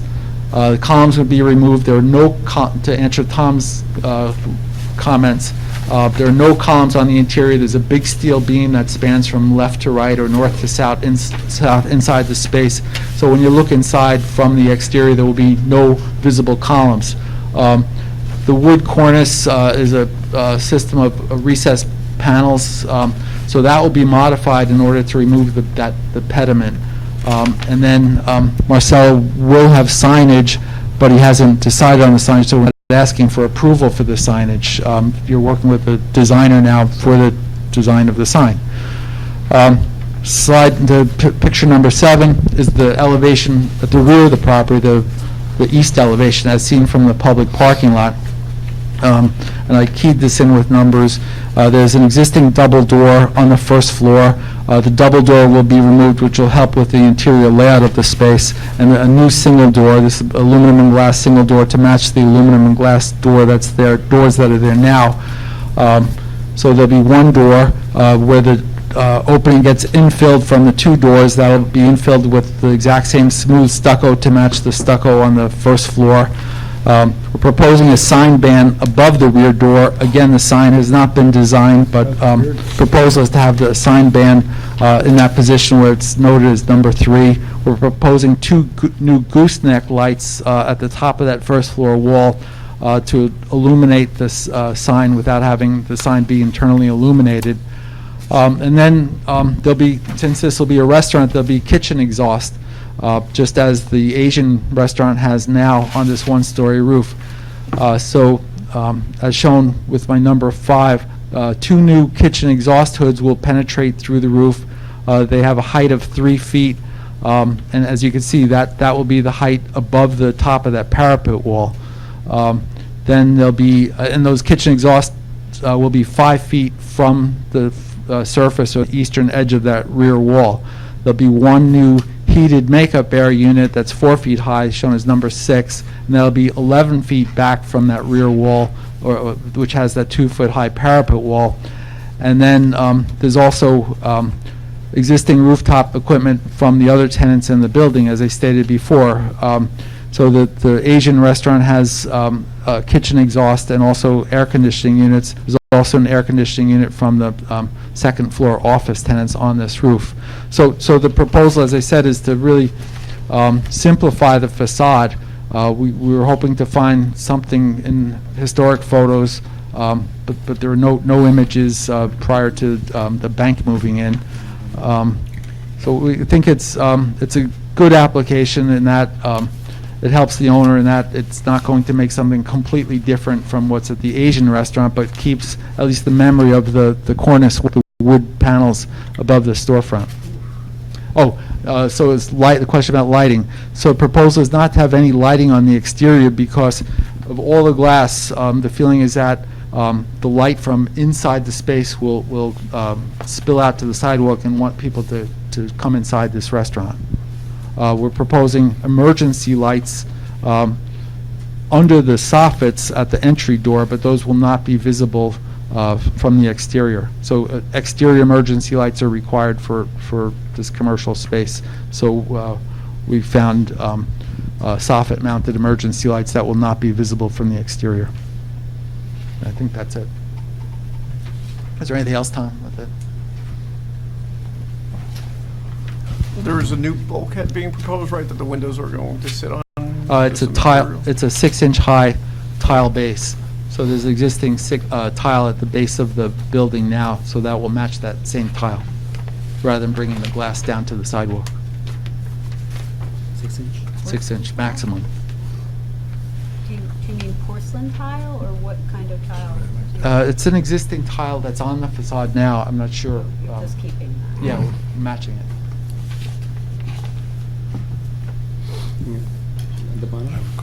I have a question. Go ahead, John. Yeah. Paul, what is the material just to the left and right of your frameless glass, the facade? It's existing stucco on the left and right. It's behind the existing wood. Behind the that you're wood. Stripping now? Right. Yes. No, like in here. No, Right there. that's the same as that. Well, that's the same The tile. Right I'm there. sorry. Right there. That's Sorry, exactly I've been same. corrected, yeah. So it's, if you look at the left side of the Asian restaurant, there's stone tile on that pilot, on that pier. You're right, so it's the same thing under, we're assuming it'd be under the wood when that wood gets removed. Okay. I'm sorry, what? I'm sorry, I missed that. So when the wood column, When it between the comes two, the wood column gets removed between the wood applied column gets removed between the two storefronts. The left side of that currently has the stone tile. So we're indicating that would be the same stone tile, so it'll look like supports for the top stucco arched part. So it's the same material? on Same this- material, it's correct. Proposed? on Proposed, yes. Okay. Is that part of the original construction, or? We don't think so. No. I'll just make a quick comment. Okay. I think this looks great. My only comment would be maybe you sort of indicate a vertical line that lines up with the wood fascia above, as if you're replacing that, that you do the same thing on the left side, that there's a line that lines up, That- you know. that makes then it would sense, look yes. like it's, Right. you know, and then it's. Meant to be, It's right. meant to be. It's beautiful. David, any questions? Yeah, I didn't quite understand the logic here with regards to the two separate tenants. You have, let me preface this by, I grew up and I was a patron of both of these stores growing up, and I can picture them as they were prior to what was done. I actually knew the person who made the renovation subsequent with the columns and the, it was Trust Bank of New Jersey. And I'm, just as a statement before I make my question, I'm thrilled you're taking that off. So that's a beautiful thing. I appreciate that. Yeah, so, but what I don't understand is why are we not viewing this as a single building and thinking about it from an owner's point of view as unifying the two storefronts? Why is this viewed only from a single tenant point of view when the Takara storefront ideally should be? You mean the top part? I think there should be a continuity for the entire building across, so I'm just wondering why this is specific, why not do the whole facade of the building? Well, if we did that, we would match the Takara top part, as you said. Well, I mean, would we're you matching the Takara storefront. Can't get them to change there. You Right, we could, can't get them. the landlord, though, can't Get them modify and could do a continuous. This is, No, we wouldn't be allowed to mandate the current tenant to change their facade. in their design. I think But- we have to hope when the next tenant moves in that you Well, could we make that a condition? Well, it just seems to me, okay. The question I have is, generally, an improvement like this on a building, to my knowledge of retail real estate, would be done by the landlord, and I would imagine the landlord would want to have a unified storefront to make the best improvements to their property. So I'm surprised that it's only being presented from a single tenant point of view, when I think it calls for a more unified plan. That's not a question, that was a statement, of course. The banding, the coffered banding above where the pediment presently exists, are you suggesting you're retaining that, you're looking to retain what exists, or you're looking to replace with something in kind? They're looking to rebuild it with something nicer. It's Right. not in good shape. Okay, so if you are going in that direction, again, that brings me back to the point that I think it should run the entire length of the building. I mean, certainly you could have some division to delineate the storefronts through some kind of division, but I think it's a missed opportunity. I think it enhances the entire street. Again, I'm not supposed to be making comments right now, but just as a piece of reference, this used to be J.L. Myers, was a five and dime store on the right, which is where you're presently looking to occupy, Mercado. And I believe Takara was a liquor store when we were. That's way before me. Yes, wait, no, I understand. And I was too young to buy liquor there when it was there, but. So anyway, it's a very nondescript building. There's an opportunity here to bring some architectural quality to it now, and I would like to think that we should take advantage of that opportunity to the benefit of all tenants So and the owner. May I help to maybe clarify David's thought process here? my first comment was, and this is stated in the guidelines for the Commercial Historic District, removal of wood, added wood materials from the storefront to expose original construction should be encouraged.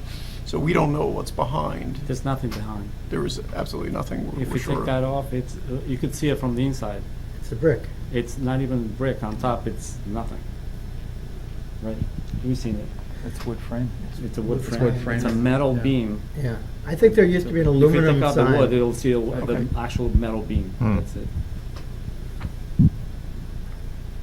So it gets to, copying what's on Takara or copying what's proposed here at the top.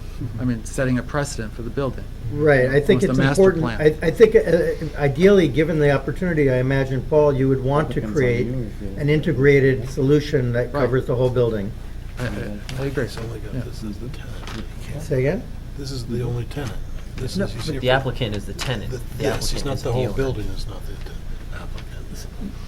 So this application is being brought forth by the tenant, not by Yes. the builder. All right, well, you do have a representative of the ownership here, and it just seems to me, from the purposes of our purview, we're looking for the preservation and the enhancement of the streetscape. And any opportunity when an application comes, we like to see things thought out holistically with a longer-term perspective. That's part of I think, part of the way we like to view things. So, recognizing the application is for the tenant, I mean, I'm thrilled that you're removing what I would say is pastiche facade that was there. It's heinous when it was built. And I'm not necessarily adverse to the direction you're going in. I would open up the possibility, and that's something between multiple parties, but to me, I would feel very strongly about it, trying to unify the building to enhance the streetscape of Valley Road. Do you have any more questions, David? No? Okay. I have a question about the signage. You said you're not proposing signs at this time, but Not what was yet. the thought process for future signage with It will respect be to that single- banding? Single letters. with Oh, the- I'm thinking more of location. Location, Are you basically- set with having it over the door, or did Yeah. you want to have something like Pretty much- Takara where it's pretty centered much. over the? I mean, our first thought was more or less where they are now, Okay. but it's not set in stone. Right, we showed that as a suggested location, but myself prefers to work with a sign designer. Understood. Oh, but the owner's here. That's all the questions I have. Caroline? I don't have questions, I have comments. Steve, do you have any questions? Not really, no. Okay. All That's a right. question for the lawyer. Caroline, you want to Yeah. open it up? All right, I kind of agree with David about the presence of that paneled cornice above. I didn't like it before. I don't see why you would want to recreate it. And perhaps there's some way to harmonize with the Takara arch or sign band. I don't love that either, but there That's might be the some problem, way. like, to make something that it's Well, not. maybe your architect could come up with Right. something that's better, that could maybe set a precedent for when the store turns over, the other store turns over, that will work for both of them right now. There has been a lot of turnover on that site. I think that the existing tile, whatever that is terrible, and I would try to get rid of that as well Yeah, and put something yeah. nicer. Even if it's stucco, that would be a better solution. Steve? There's some nice detailing at the second floor level. I was wondering if there's anything behind there that might reflect what's going on the second floor. It's kind of funny that they would only do that on the second floor. If you have to redo it, maybe you could take some clues from that, like the tooth brick around the windows and the kind of punctuation of inset brick at the top. And there's tile inserts up, even with the window heads on the second floor. Yeah, those Between are the windows, tile. those are tiles. Okay. something to think about. John, do you have any comments? Yeah, I think it's, I agree with David as far as unifying this, but it's not really the building coming here, it's the tenant coming here on his own space. I guess the question is, we can't put a condition on here that, well, can't, you know. Can we? For future, in terms of the Sakura space, that in the future, I guess we'll review it We'll if be it reviewing comes it as when a they new come facade, forward. right? Yeah. So, But it would be I good- think it's a great improvement. I think I would hesitate with additional signage in that band, because I don't know how that's going to work. I like it where it is above the glass doors there. It looks very clean, very sharp, very modern. You're going to look through, you're going to see all your great stuff inside, so I'm looking forward. I think it's great. Okay. So I've already made my point about the desire to see this done in a more unified way. I don't know from a legal point of view or procedural, Graham, or Mr. Angelo, is there any way we can require the plan be, as part of our condition of approval, that it be done in a way that is integrated with the entire building?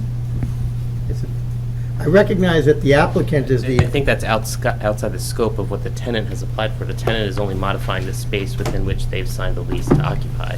So that would be imposing a condition that the tenant do improvements on a portion of the building that they're not paying to occupy. Right, and I recognize that that's the conundrum. It's not the owner of the building coming, it's the tenant. Right. But I'm wondering if there's a way to tie it in with a condition so that the owner of the building would be required, in order to accommodate the tenant. Any modification to the tar storefront will have to come to this body for approval. So at that time is when the commission will go through the process to ensure that the two storefronts are then unified.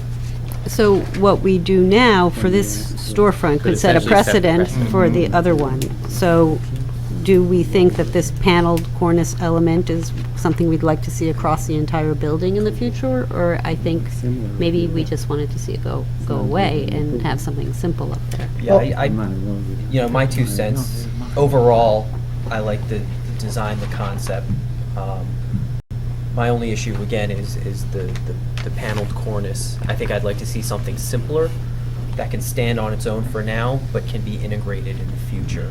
So it doesn't have to be exactly as the next door. It could be an improvement. It could be an improvement, something nice But and within clean that- that they could eventually tie in when they come in for Yeah, renovations. we agree. I mean, we agree with your comments about cohesiveness. I mean, that's important. So we're doing that with the glass. This is a but- compromise. Yeah. For more. To try to get it more cohesive, but we don't want to do what the Takara storefront has. that Right. top- No, and I Right. certainly But as you want just that. said, But I Jason, can't maybe imagine- the panels are simplified. I can't imagine that Takara, I mean, if I, this is now maybe out of the bounds, but that space is turned over so many times. Well, let's not get into that. Right, well, I'm just saying, but the We don't need to get opportunity, into that. I'm sure they wouldn't necessarily be resistant to an improvement to the building as the other tenant, but that's, again, it's tricky for us. One other thing I might suggest, this is a very architecturally nondescript building relative to other buildings on this street. And so I like the idea of contemporizing it with the full height glass. And is it seamless glass? Or Yeah, frameless. Frameless glass, so that's great. And I noticed there's no awnings or, There's a recess for the entry door. Right, the entrance, yeah. there's no, okay, so but from a point of view of signage or anything else like that, would you consider any kind of open-sided awning, kind of like you'd see in Lisboa or Porto or? It's been to Porto. Yes. Yeah, that I wasn't sure if that would be acceptable by you guys, so I didn't even propose that. Well, I think if you're trying to create a unification of the building and still maintain simplicity, an awning system that's very light, not enclosed on the sides, or open, like a traditional, like Roman, Now I understand would that. would create a prominence on the street, which is good for you as a merchant, and it could provide the unity, and then Takara potentially could have You're saying not one of those retractable awnings? Not retractable, You're like talking a- about a permanent? Yeah, it's just a awning. simple rod that drops down like on a 40-degree angle, and then a drape that down. Nothing, it's just like you'd see in Rome, like the Yeah, I Italians. understand, yeah. But very European and very light. But you could have your signage on the awning. End up blocking the glass. No, it doesn't have to be a very deep, it could be very shallow. I'm kind of carrying Mr. Greenbaum's comment forward just with respect to zoning compliance.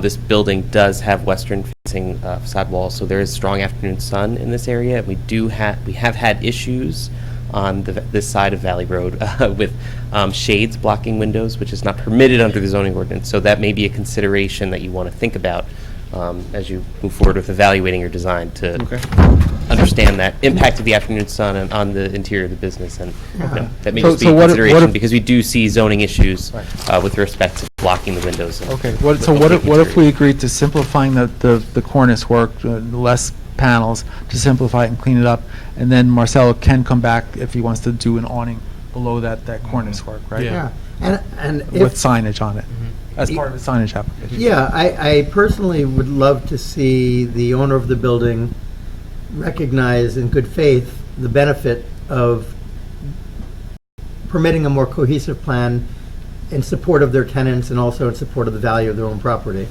So I would ask you, I know you said you're a representative of the owner, but I think it would be looked upon very favorably for this application and future applications for future tenancy, that, and God willing, Mr. Making Silva's... my argument. Huh? You're making my argument. I am, and I happen to be merchant friendly, but I also think that's the right thing to do. I appreciate those comments. So, moving forward, are there any So if other? Sorry, I didn't mean to jump in if you wanted to. I just had a suggestion about how we can go ahead. bifurcate this process perhaps and move forward. Mhm. So I think the commission seems to be providing some direction to the applicant to modify the proposal for the front facade. This is, just to remind the commission, this is an application for certificate of appropriateness, so this is totally your approval here. So perhaps the suggestion would be that you request that the applicant make some revisions to their proposal for the front facade and return at our July meeting to present the front facade. And if you do move forward in that approach, there are a couple of other items that the applicant is proposing, particularly on the rear with respect to mechanical equipment, particularly the kitchen hood system. And I'm highlighting this because there's a pending permit sitting in the drawer in our office that we cannot advance, so their interior fit-out permit is waiting this kitchen hood approval. So it would be great for them if we could get their interior work done, and then they can separate out and get the storefront facade. I think that's a great idea, separately. and I So- support Yeah, that. we want him to be in and occupying and producing as quickly as possible. I appreciate that. But I would like also to ask one other thing that's a little extraneous, but I think it's relevant to be brought up today, which is that the rear of this building is very prominent to the parking lot. And that parking lot is really almost like a secondary storefront. And from a personal point of view, I've always been offended by the dumpster behind the Japanese restaurant that's right by the alleyway. So as you're walking, this is in the Takara, because the alleyway is to the north of Takara. But there's a big, if I'm not mistaken, it's a big yellow dumpster, and it's stinky, and there's But flies. that's on the Takara side? Yeah. Right, If but if you have It's right in front of the if you have in the back. application, the photographs we submitted, front it's of in the the lower right. I lower- would lower love pho- to see both tenants, if they're photographs going in to the need a bottom. dumpster, have enclosures. Yeah, we spoke about it, right? Maybe. I think there have should one be instead of two. a way to hide the dumpsters and make, because it's really a street front, and to walk by Yeah, it and an to see enclosure it. for it. An enclosure. So I would like to see a unified, two different enclosures for both tenants, out of respect for the community.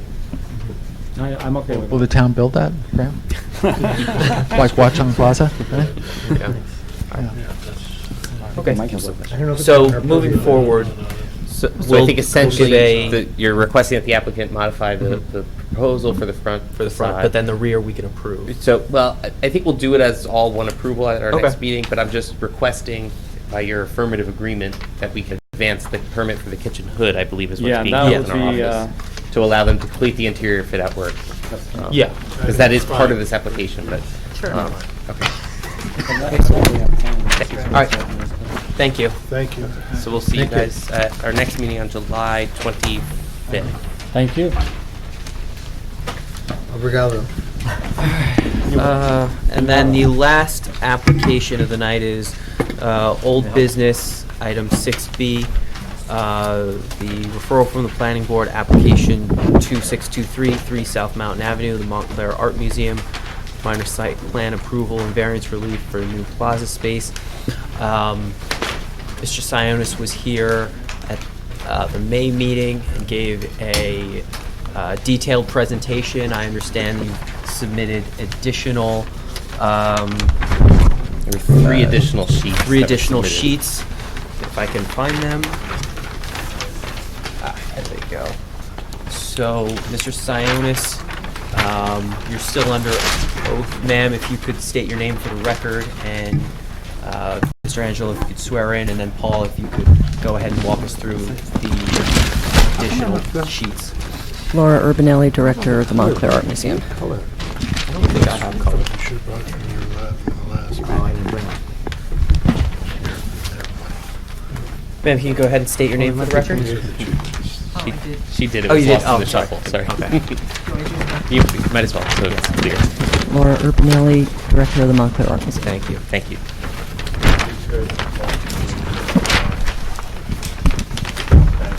Swear or affirm that the testimony that you are about to give this commission this evening will be the truth, the whole truth, and nothing but the truth. I do. I'm going to pass out additional copies of the exhibits, just Okay. to refresh everybody's memory. Thank you. Unless you all brought them. Oh, this is from, No, I'd like last to- month. Yeah, if you could, yeah, I don't think I. No, I'd like to have a copy.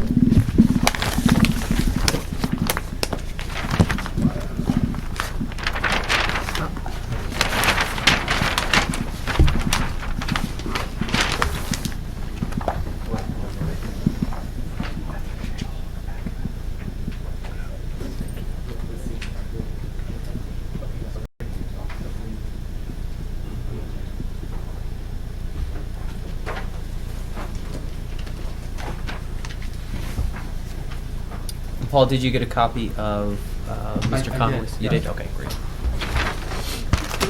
Did you pass those out? Oh, They're coming around. Okay.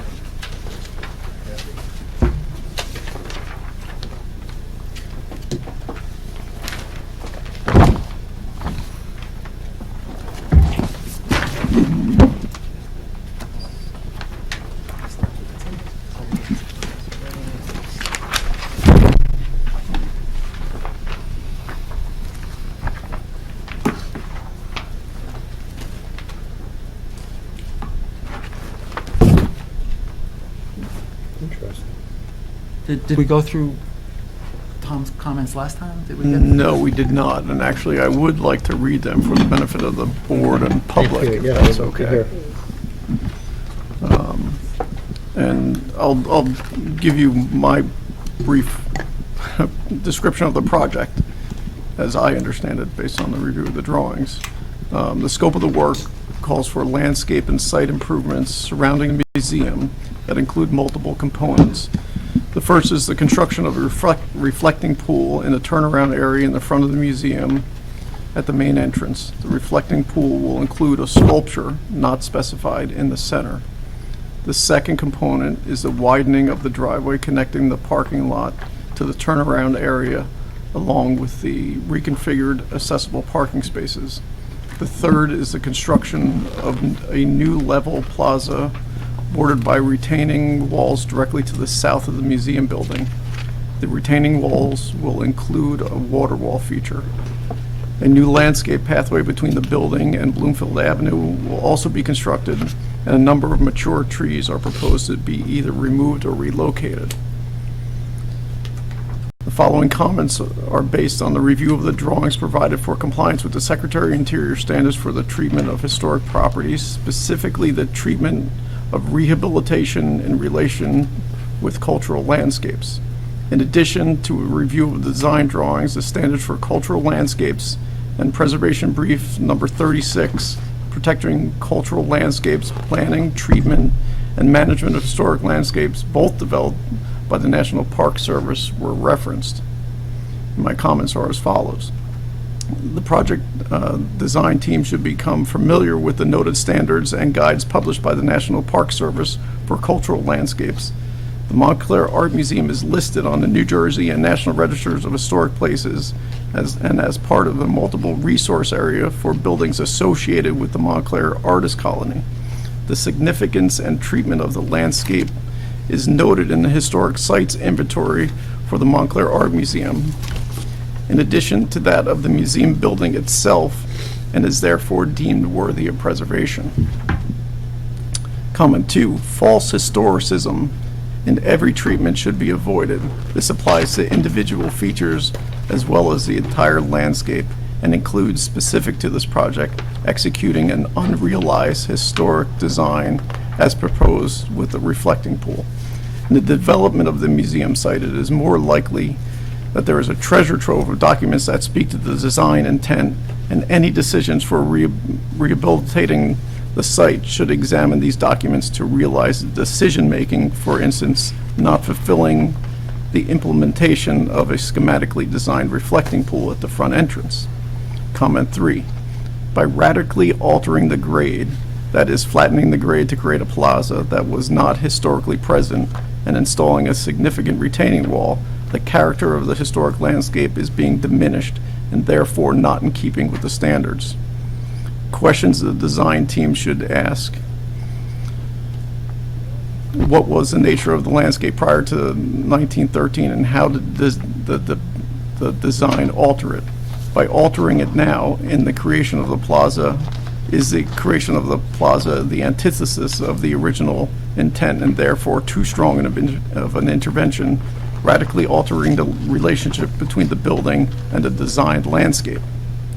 Comment 4, in the design and maintenance of cultural landscapes, it is understood that vegetation has a lifespan. However, maintaining this vegetation, either through conservation techniques or replanting, is in keeping with the standards. Wholesale removal or relocation of mature vegetation, particularly specimens that were planted as part of a specific design intent, is not in keeping with the standards.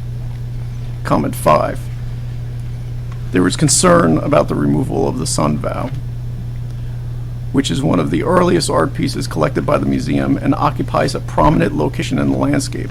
It is unclear how this piece will be treated in the proposed plans and whether the relocation will negatively impact its acquired historic value and the sculpture's relationship to the main building and the landscape.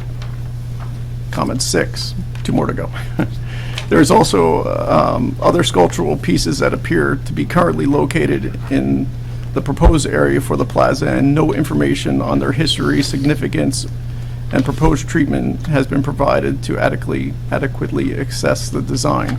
For instance, is there one or more of these sculptures were intended to be temporary or rotating? This information needs to be provided. If not, how does the proposed work address their value and future relationship with the landscape? And the final comment was the proposed alterations of the landscape are adjacent to the historic building and, as previously noted, alter the landscape and the relationship of the landscape with the building. As the design team investigated alternate placement of the new design features so they are a distance from the museum building and have less of a visual and physical impact on the site as a whole.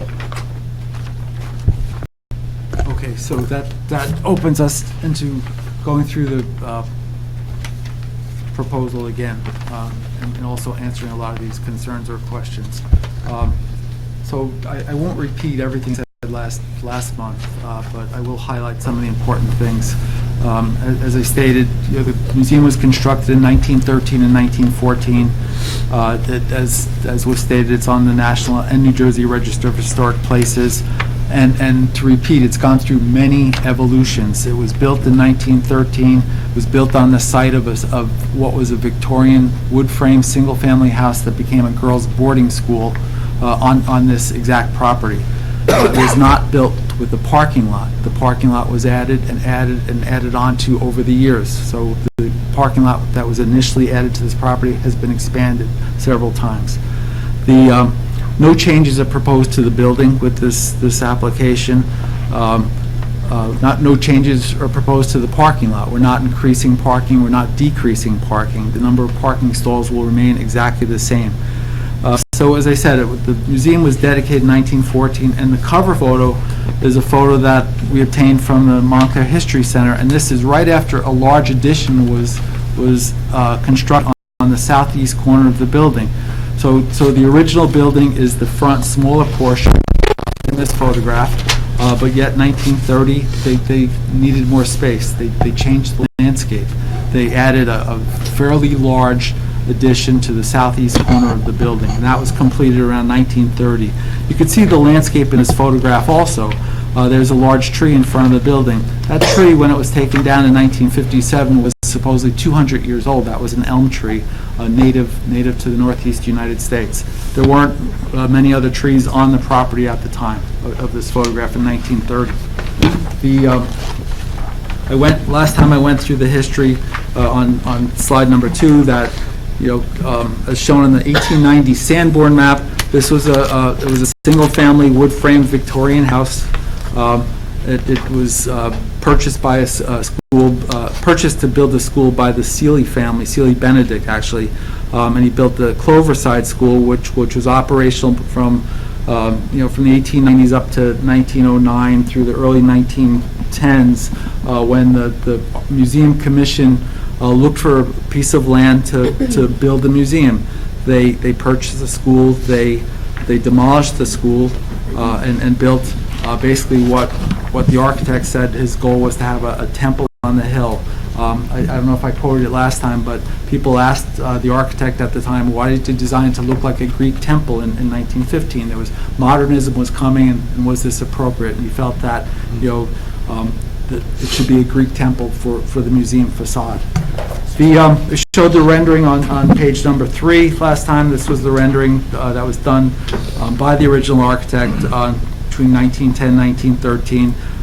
Shows his image for that Greek temple look for the facade of the building. Automobiles were just coming into being. 1913. There's a automobile in this rendering. I questioned was that a later automobile, was that a 1917? But that was early automobile from 1913. You could see the driver driving around that loop, ready to drop off his passengers for an event at the museum. There were no other driveways shown in this rendering. You can see to the right, and again, this is just a rendering, no parking lot. The landscape was a lot of trees, and one of the missions of the museum was to have artwork inside the museum and also on the grounds of the museum. So it was to be appreciated both inside and outside.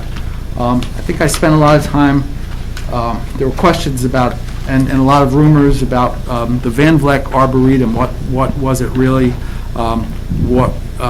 So on slide 4, I said that the museum property continued to evolve and change again. Not only was that addition built in 1930, but as you can see in this map, that was a map called the Van Vleck Arboretum plan that was done around 1988. The property was different. There was a caretaker's house, there was a garage, there was the parking along St. Luke's Place, there was parking from South Mountain Avenue down towards the caretaker's house and the garage, but it's different than it is today. There were plantings, and on this page 4 is a plant list which identified the plants or trees or shrubs that were on the property in 1988. And I had mentioned that in the booklet that the museum found, it stated that Howard Van Vleck, on his own, starting in the 1940s up through the mid-1970s, started planning and pruning and even planning what should be planted on the grounds of the museum. As you can see the photograph on the cover from 1930, those trees weren't there in 1930. These were planted from the 40s through the 70s. And also, right in the booklet, Howard Van Vleck's quoted as saying, the beauty of horticulture is to mix native plant material with plant material from all over the world. So there are a lot of trees here that are from Africa, from Asia, different parts of Europe. But the thinking now with horticulture and also environmental sciences, you want to have native plant material. It's better for wildlife, it's better for water management, So many of the trees, and some of them I'll talk about that were planted, in the 50s, 60s, 70s, that were Asian trees or African trees, they're not doing so well. There's a saguaro, and I'll go through these individually. So again, the property evolved. This was a list of the plantings as of 1988. Let's see. So.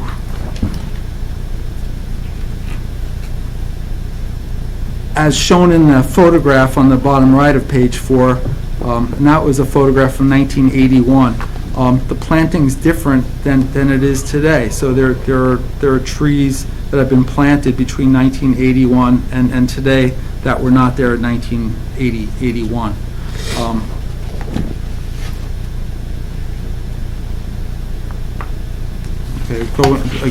Going back to page number 5, which was the aerial photograph, and this is a current aerial photograph. And what this shows is that the museum has continued to evolve. So the property has evolved, the landscape has evolved, the parking lot has evolved, the building has evolved as more people become interested in the museum and more people want to drive to the museum. So as you can see in this between 2000 and 2008, there were a lot of changes. And the first one was that there was a major building expansion in the year 2000, and that's the entire northeast corner of the building was built in the year 2000. When that addition was built, a lot of landscaping was removed. There were some significant trees that were in that area. And some of those were listed on the Van Vleck Arboretum plan, but those were removed. There was a loading dock was built. That was not anticipated in 1914. 1914, the parking lot was not even anticipated.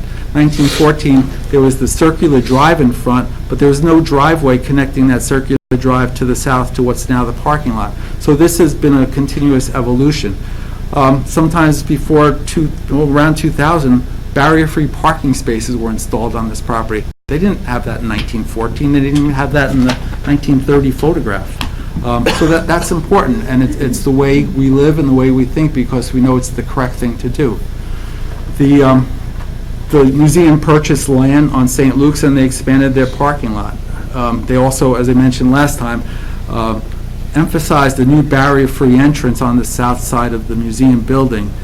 It was difficult for people to get from that circular drive who were in a wheelchair to get into the building and get down through the lower floor level up to the floor above if they're in a wheelchair.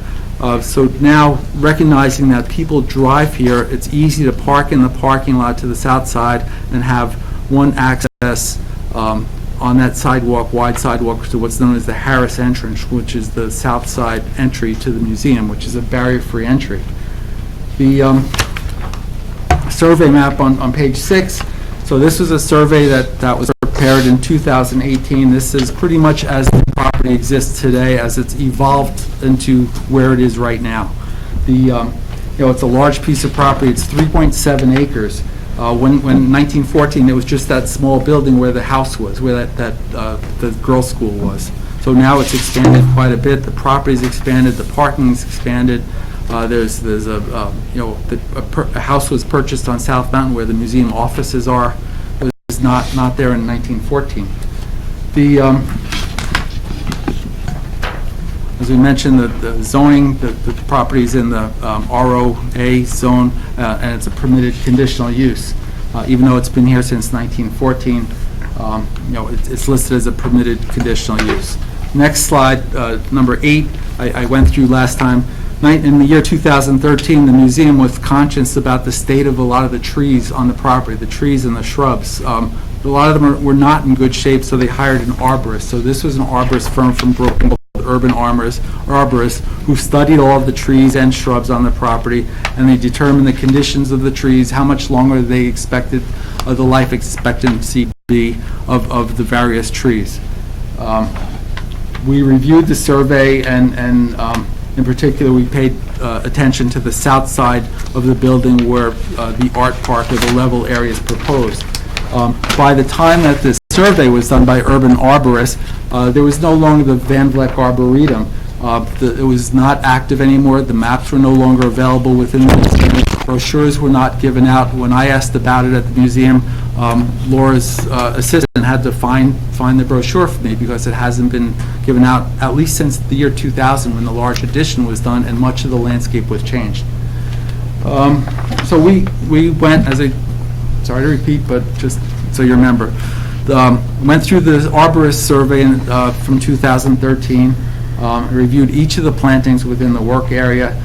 Several of the trees have multiple trunks or stems, but yet when the planning department originally looked at the drawings at the survey, they counted those trunks or stems and counted 22 trunks or stems and said 22 trees are being removed. We're not removing 22 trees. We have no intention to remove 22 trees.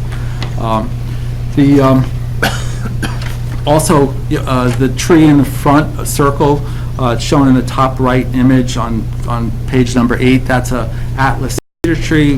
We heard Frank Godlewski last time speak that he remembers when Howard Van Vleck planted that tree. Were you born in 1957? No, I was No. not, but Yes, I heard him tell the story. All right, so I thought Frank said he remembered him planting it, but the tree was planted in 1957 when the elm tree died from Dutch elm disease. The tree's not in great shape. We've heard Frank make an impassioned plea to try to save the tree, to do what we can. The top right, you can see the branches that are gone. One of the last pages, I took more recent photos showing the unsightly shape of the tree. The tree's from Atlas, not a native tree. People planted Atlas cedars, but it would not be something that's planted commonly today in the landscape world.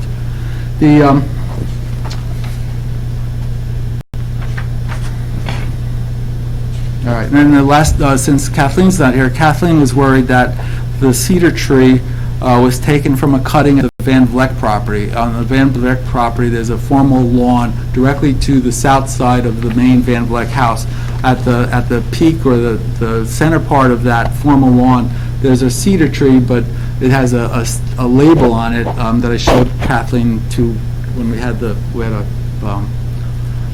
Montclair to Montclair a lecture at the comparing the influence of Italy on architecture in Montclair. And I showed Kathleen there's a label on that cedar tree that it's a cedar of Lebanon and not an Atlas cedar. So it's not taken from that tree, but it's just a story that people felt was true. And page 9 is the site plan, same site plan that I showed last time. The difference in this one is that we've updated the plant schedule so that every new plant is native to northern New Jersey, native to northeast United States, no longer new plantings from Asia or Africa or Europe. Everything is a native plant, which is what's recommended today. So in 2017, we were given the challenge, my firm was given the challenge by the museum board to study opportunities so that people with all abilities can view artwork not only within the building but on the grounds of the building. So there's a big slope on the south side of the building currently. Someone in a wheelchair cannot get up close to any of the artwork there. So the goal is to try to make artwork accessible to all people who want to view the artwork.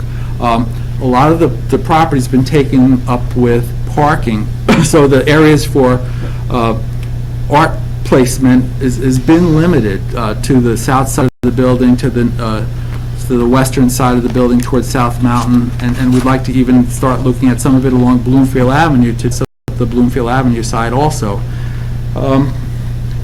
So the idea is to create this level area from the parking lot to the building, but where people can experience artwork personally and up front and close. We again looked at the page 10. We looked at the arborist plan to see what trees are in this area where we'd create this level area. We identified each of the trees in that area, what types of trees they are, and then trees, specific trees, I added photographs. For example, there's a white pine tree planted in the 1960s or 1970s. In the 2013 arborist survey, it says that it was It was storm damage with a life expectancy of about 10 years and from the year 2013, and the arborist said it should be removed. The second photograph to the left is Japanese yew. If you know horticulture, Japanese yew is a shrub, and these Japanese yews were planted next to the stone benches as a pleasant shrub, as 3 shrubs next to the stone benches. These trees, these shrubs are now grown to 20 to 25 feet tall because they weren't maintained as shrubs. They were just left to grow. So those are trees that are not appropriate because they're not trees, they were shrubs. The photograph below that in the bottom left points to the area on the site. There are 2 trees that were planted in the 1960s or 70s. They grew fairly quickly but did not grow well. One is a saguaro, thread-leaf saguaro cypress, and then an eastern hemlock. As you can see, one is leaning against the other. The eastern hemlocks in the northeast United States have been subject to the woolly adelgid bug. And then the thread-leaf cypress, in 30 or 40 years, it's not in good shape, and it's actually leaning against the hemlock tree, which is even worse shape. So those 2 trees would be removed. Bottom right photograph is one of a Callery pear that's on site. 2013, the urban arborist highly recommended that tree be removed. Callery pears were the tree in around 1970. Every city and town in the United States wanted Callery pears up and down their street.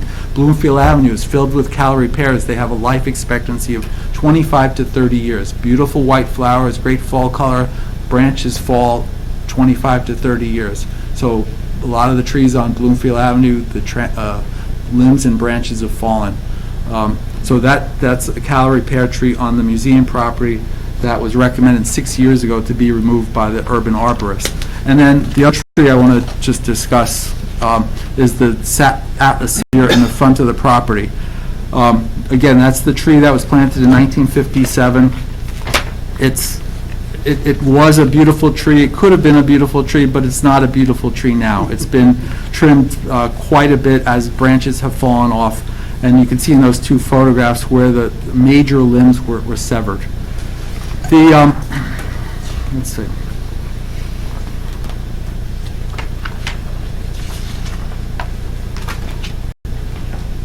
Just to repeat from last month again, so 3 overgrown shrubs are to be removed, and those are the 3 Japanese yews. Those are the items that were planted as shrubs, now look like trees.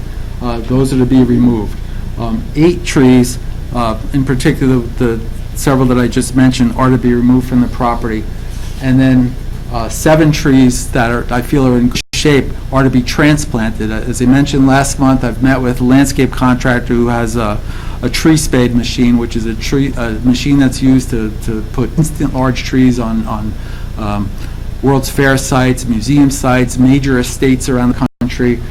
He and I looked at the trees on the property, and there are 7 trees that can be, and we're proposing to transplant on the property. The remainder of the trees on the property will not be touched, so the facade, the landscape that you see from South Mountain Avenue will remain as it is today, not as it was in 1914 with no trees, but trees that were planted, sometimes between 1940 and through 5 years ago. Those will remain. Trees on Bloomfield Avenue side will remain. There have been trees planted by the museum in the last 10 or 15 years. There are several magnolia trees planted in the name of one of the board members' family members. Those are all in terrific shape and will remain. But the idea of creating this level area, besides providing access for people of all abilities, which wasn't something considered in 1914, 1930, it's also to create an area for photo opportunities, also for art piece placement and general public engagement. And more importantly, since the museum was forced to build these parking lots over the years that, in my opinion, are slightly unsightly, we want to separate the feel of the landscape from the parking lot. So we're proposing a lot of new evergreen planting to separate the lawn areas, the plaza areas from the parking lot. And then part of the separation is to create this water wall. In order to create the level area, rather than having a series of terraces, the museum board is very excited about the concept of a water wall that would mask the sound from the surrounding area, mask the sound of Bloomfield Avenue and South Mountain Avenue, provide some psychological interest, some aesthetic interest when the water wall is on, but also give the opportunity to the museum to turn the water off in the winter and have artwork projected on the wall. I mean, it seems like a terrific idea. The board's been working on the exterior concepts for years, and we're happy to be part of it. I mentioned last time that this is mostly lawn, this level area. There was a misconception that it was to be paved, and it's not to be paved. I mentioned last time also that there'll be some permeable gravel that bond together with epoxy that's good for people in wheelchairs. Let them walk around this level area and experience the artwork firsthand. Also, we're proposing a lot of planting in this area, but the planting will be all native planting that's native to northern New Jersey, which hasn't been happening yet so far. We had a woman here at the last meeting last month who spoke, Deb Ellis. She spoke at the microphone as a member of the public, and it turns out she's the head of the Native Plant Society. So she said how important it was that we're using native plant material, because she came with a petition because people thought we were removing many trees and not using any native plants. So it was good. We were happy to have her here last month.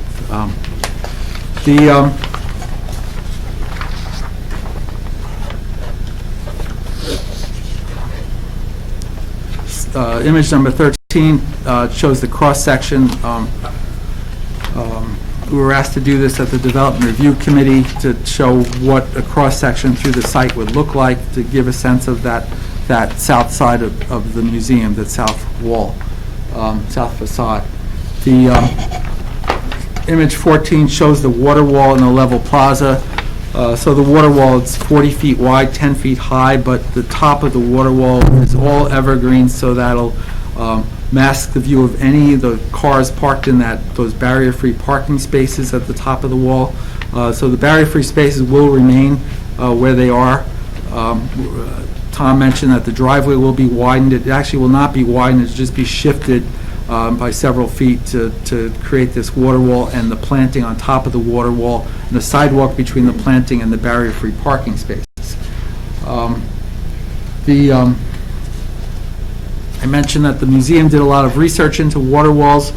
We met with a water consultant who worked on the World Trade Center water features. We actually visited the World Trade Center, looked at the different material used on the wall, different ways that the water could run, how the spouts of water would act, how they were shot out from the top of the wall, and the different reaction that caused and the sound that it caused. The top right of page number 15 shows a native thuja, Thuja. Last month, I had stated that we were going to use American hollies on the top of the wall. Deb Ellis from the Plant Society told me that we'd be so much better off using native thuja. We could get them tighter together. They wouldn't grow as tall. So we're looking for something that would be about 12 to 15 feet tall and maintained at that height at the top of the water wall. I mentioned last time all of the wall surfaces, we're trying to be complementary to the museum. I don't think it's like we're creating anything false, but we're trying to match the granite to the feel of the stone on the museum. So all of the walls, all of the steps that we're proposing will be granite.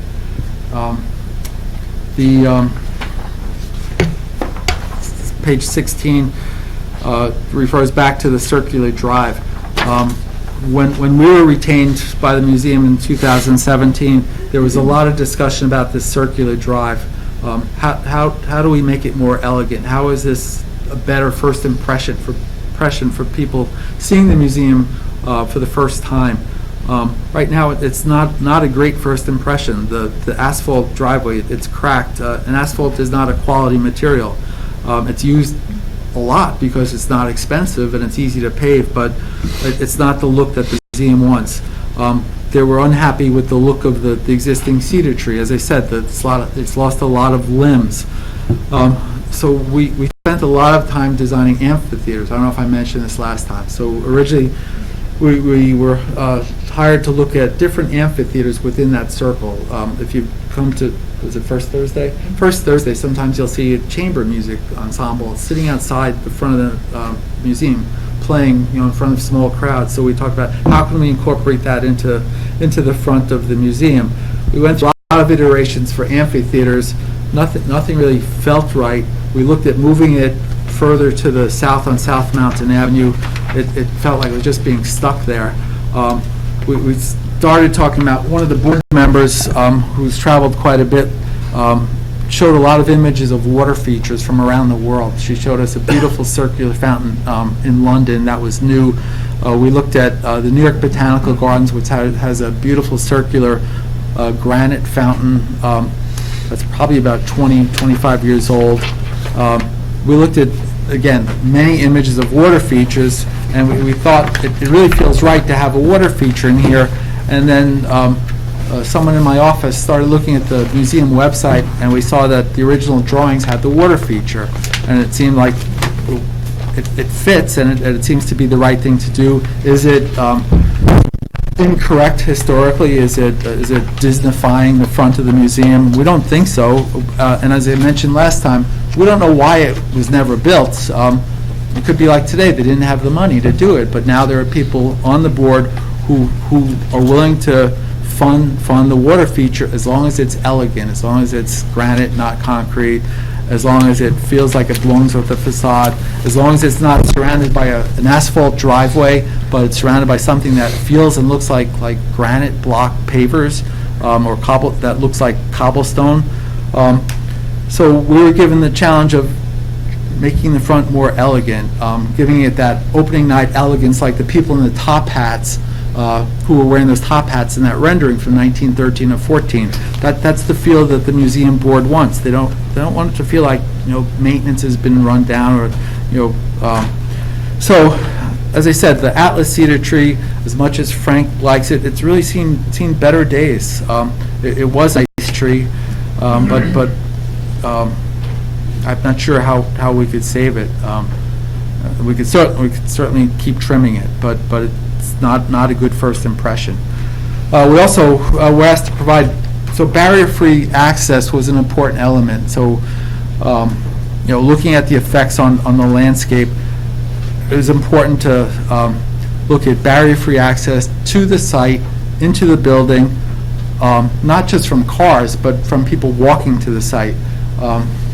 And I guess in deference to Tom, I studied the National Park Service's guidelines for protecting cultural landscapes, definitions of cultural landscapes, and how to deal with barrier-free access.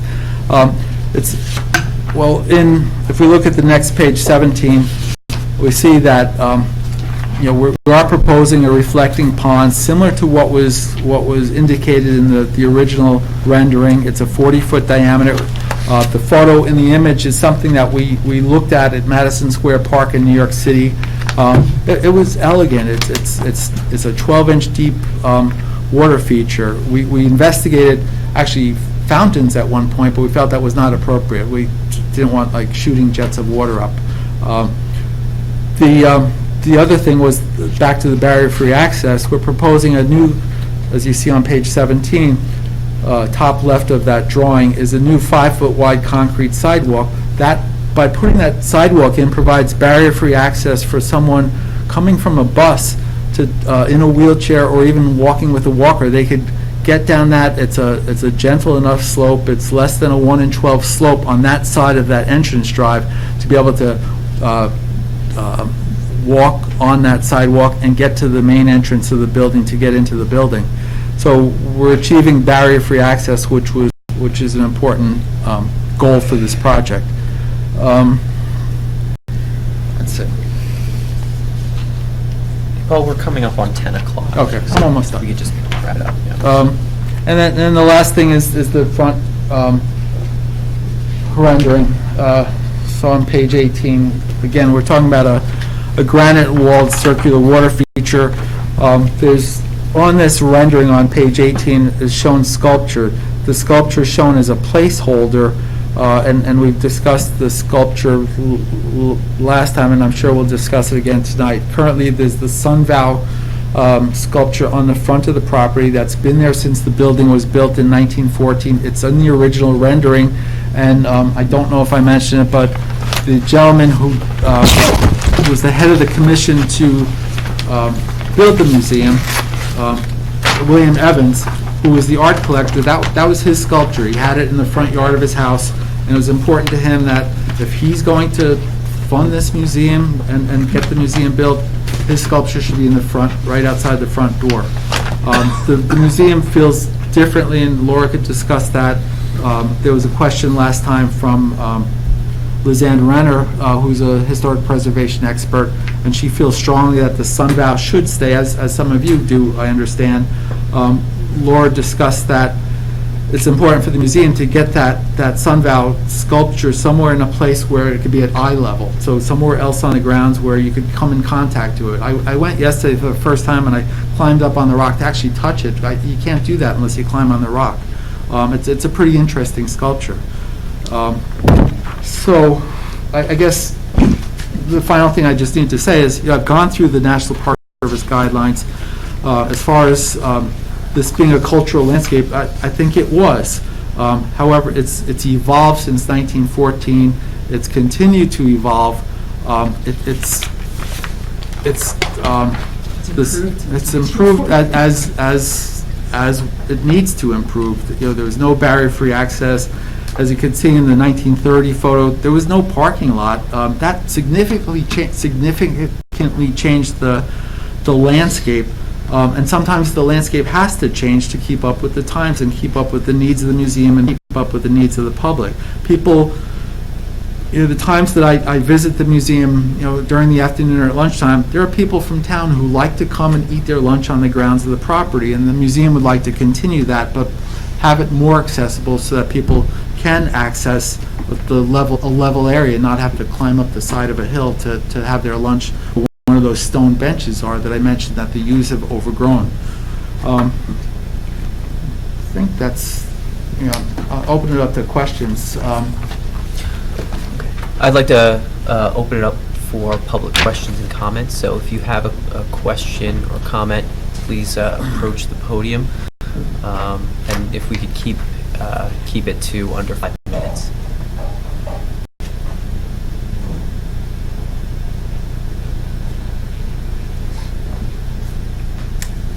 Hi. Hello. Frank Godlewski, Essex Fells. I think the Montclair Art Museum is an extremely valuable institution and feature in town that really characterizes the original planning of Montclair, and also the original planner's vision, and where I think that the architect is excellent and very respectful of the original design. Where I love the idea of upgrading and making the structure more, let's say, public friendly for present day use. I love the project on the side. I think it's very respectful.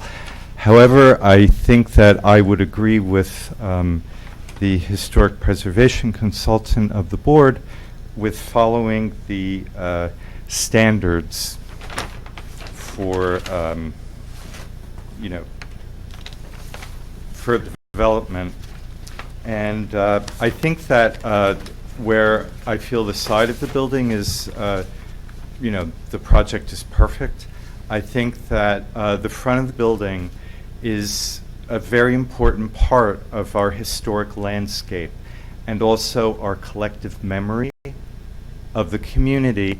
And there is a significance of each element in front of the facade. The sculpture, the erratic stone that the sculpture is on, that's very local. The sweeping landscape lawn which is consistent with all the other landscapes on South Mountain Avenue that have these sweeping lawns, and the tree that was planted by Howard Van Vleck. I would stick to the guidelines. I wouldn't want that to change according to our collective memory of what we remember the museum. I think that it should remain as learning tools and taught to the new public, to the new generation. If you're going to do any of those things that are mentioned in the program of the redesign, I think it should be evaluated to do it on the roof of the museum. You know, the reflecting pool and a park on the roof, not in front. I just wouldn't want to see the front modified. I don't want to see the grade changed, and I don't want to see, you know, if the tree is dying, plant the same tree. But, you know, don't change our collective memory of what that is. It's a learning tool about our original visionary, you know, founders, and that's the way it should remain, in my opinion. Thank you. I just need to note that the sweeping front lawn is not proposed to be touched at all, so that's not changing. Any other members of the public wish to speak? No? Okay. Moving on. John, do you want to start with questions? And then I don't have any questions. David? I just want to understand. Oh, I'm sorry, I have actually two questions, both related to, three questions. Sorry. Now that All right, now you're cut off. think You're about it, done. yeah. That's after 5 minutes. The reflecting pool in front, I mean, I can understand, this relates to the water features. I think it's a great idea for the water, the waterfall, or whatever you want to call it. I can understand how it goes through the seasons, there's projections, there's some art, whatever on it. What happens in the middle of the winter with this reflecting pool? It's the worst thing to see these reflecting pools empty and just big concrete basins in front. Looks great in this rendering. Is it thought that it's going to be there all year round? We actually talked about that a lot, John. Would you be interested? Well, you know, we've talked about actually having a heating element in the water so it doesn't look like an empty water feature. Because it looks terrible with the, you know, 4 months Well, it of the depends. year. you know? The New York Botanical Gardens water feature, it's a beautiful granite surface to the like almost a cobblestone concentric circles to the design. So when it's empty in the winter, it's It doesn't beautiful. look as bad. It's Yeah. I So got there, it. I got we it. talked about I would that. think about, you know, I feel, well, whatever. I think that the heated water got nixed almost immediately, though, when that was suggested. The heated water The got heated nixed, water. just from an energy Yeah, point of view. it's been leaning more towards a beautiful surface that, so Yeah. when it is empty, Yeah, it doesn't piece look of art like. or something there. like- We also talked about, we tried to figure out exactly how many months that really is. You know, you can probably go into December and not have ice jams, you know. Right, So right. maybe we're talking about January and February, and Got it. I don't know that it's. Interestingly, what they do in City Hall Park in New York, in the fountain in the middle, is during the winter season, they do potted plants Yeah. related to the season, Right. and I guess they plant them in other parks later on in the year, but Right. they do a And seasonal that wasn't display of discussed, so potted that's plants. That's a nice good idea.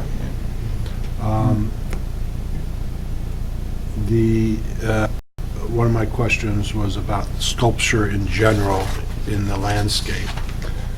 Obviously, whatever sits in the middle of this fountain is a, you know, you're imagining you're going to find something that's going to stay there for the next 100 years. Actually, yes. Or is it something that rotates? We're talking about commissioning an object for that space so that the artist, and would go through our usual, you know, really diligent process of interviewing and doing a competition of ideas for that spot.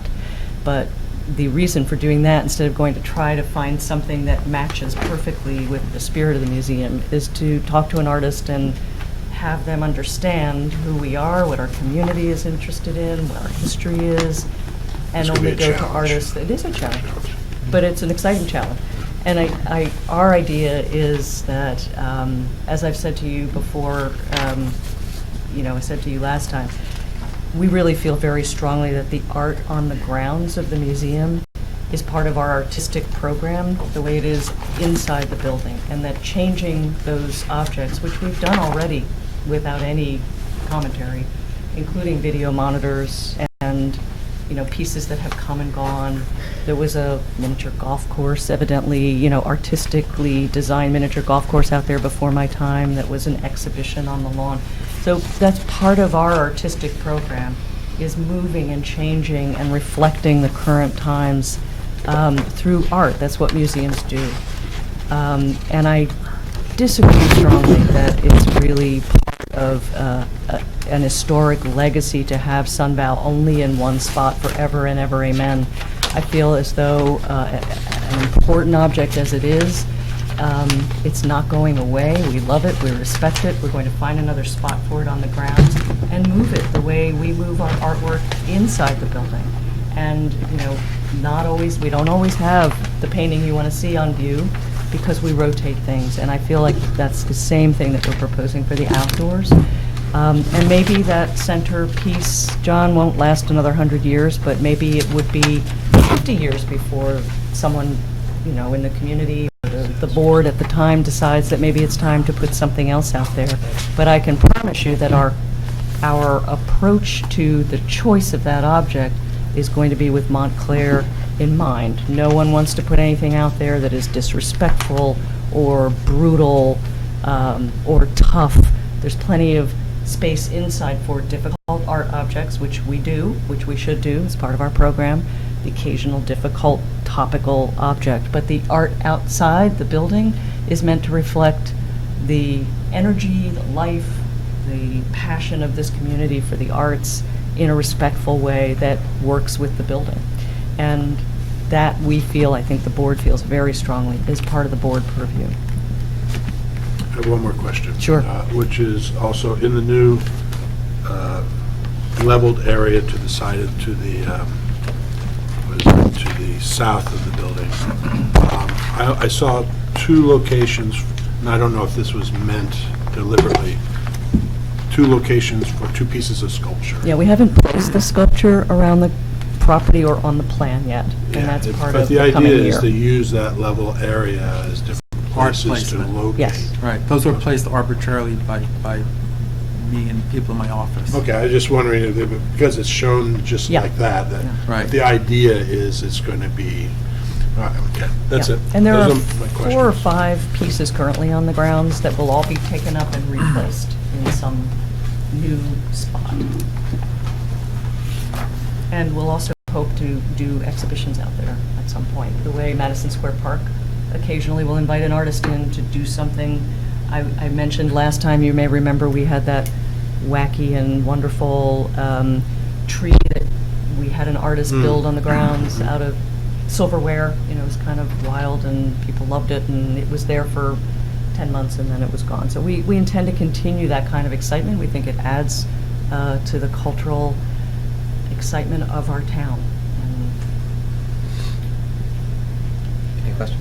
Yeah, I just want to make sure I understand where we are right now in this particular application, just so I can, Graham, the last presentation was kind of a trial balloon to kind of get some feedback, looking for some of our sentiment and observations. Right now, are we at a point where we have to make a determination of a certificate of appropriateness? Is that No, so this is not a local landmark property, so it's not subject to a C of A issuance. This is a minor site plan application that's going over to the planning board. So the commission is to make comments to the planning board on the application. And will this be the last time this will be before this particular board, unless we request it to come back?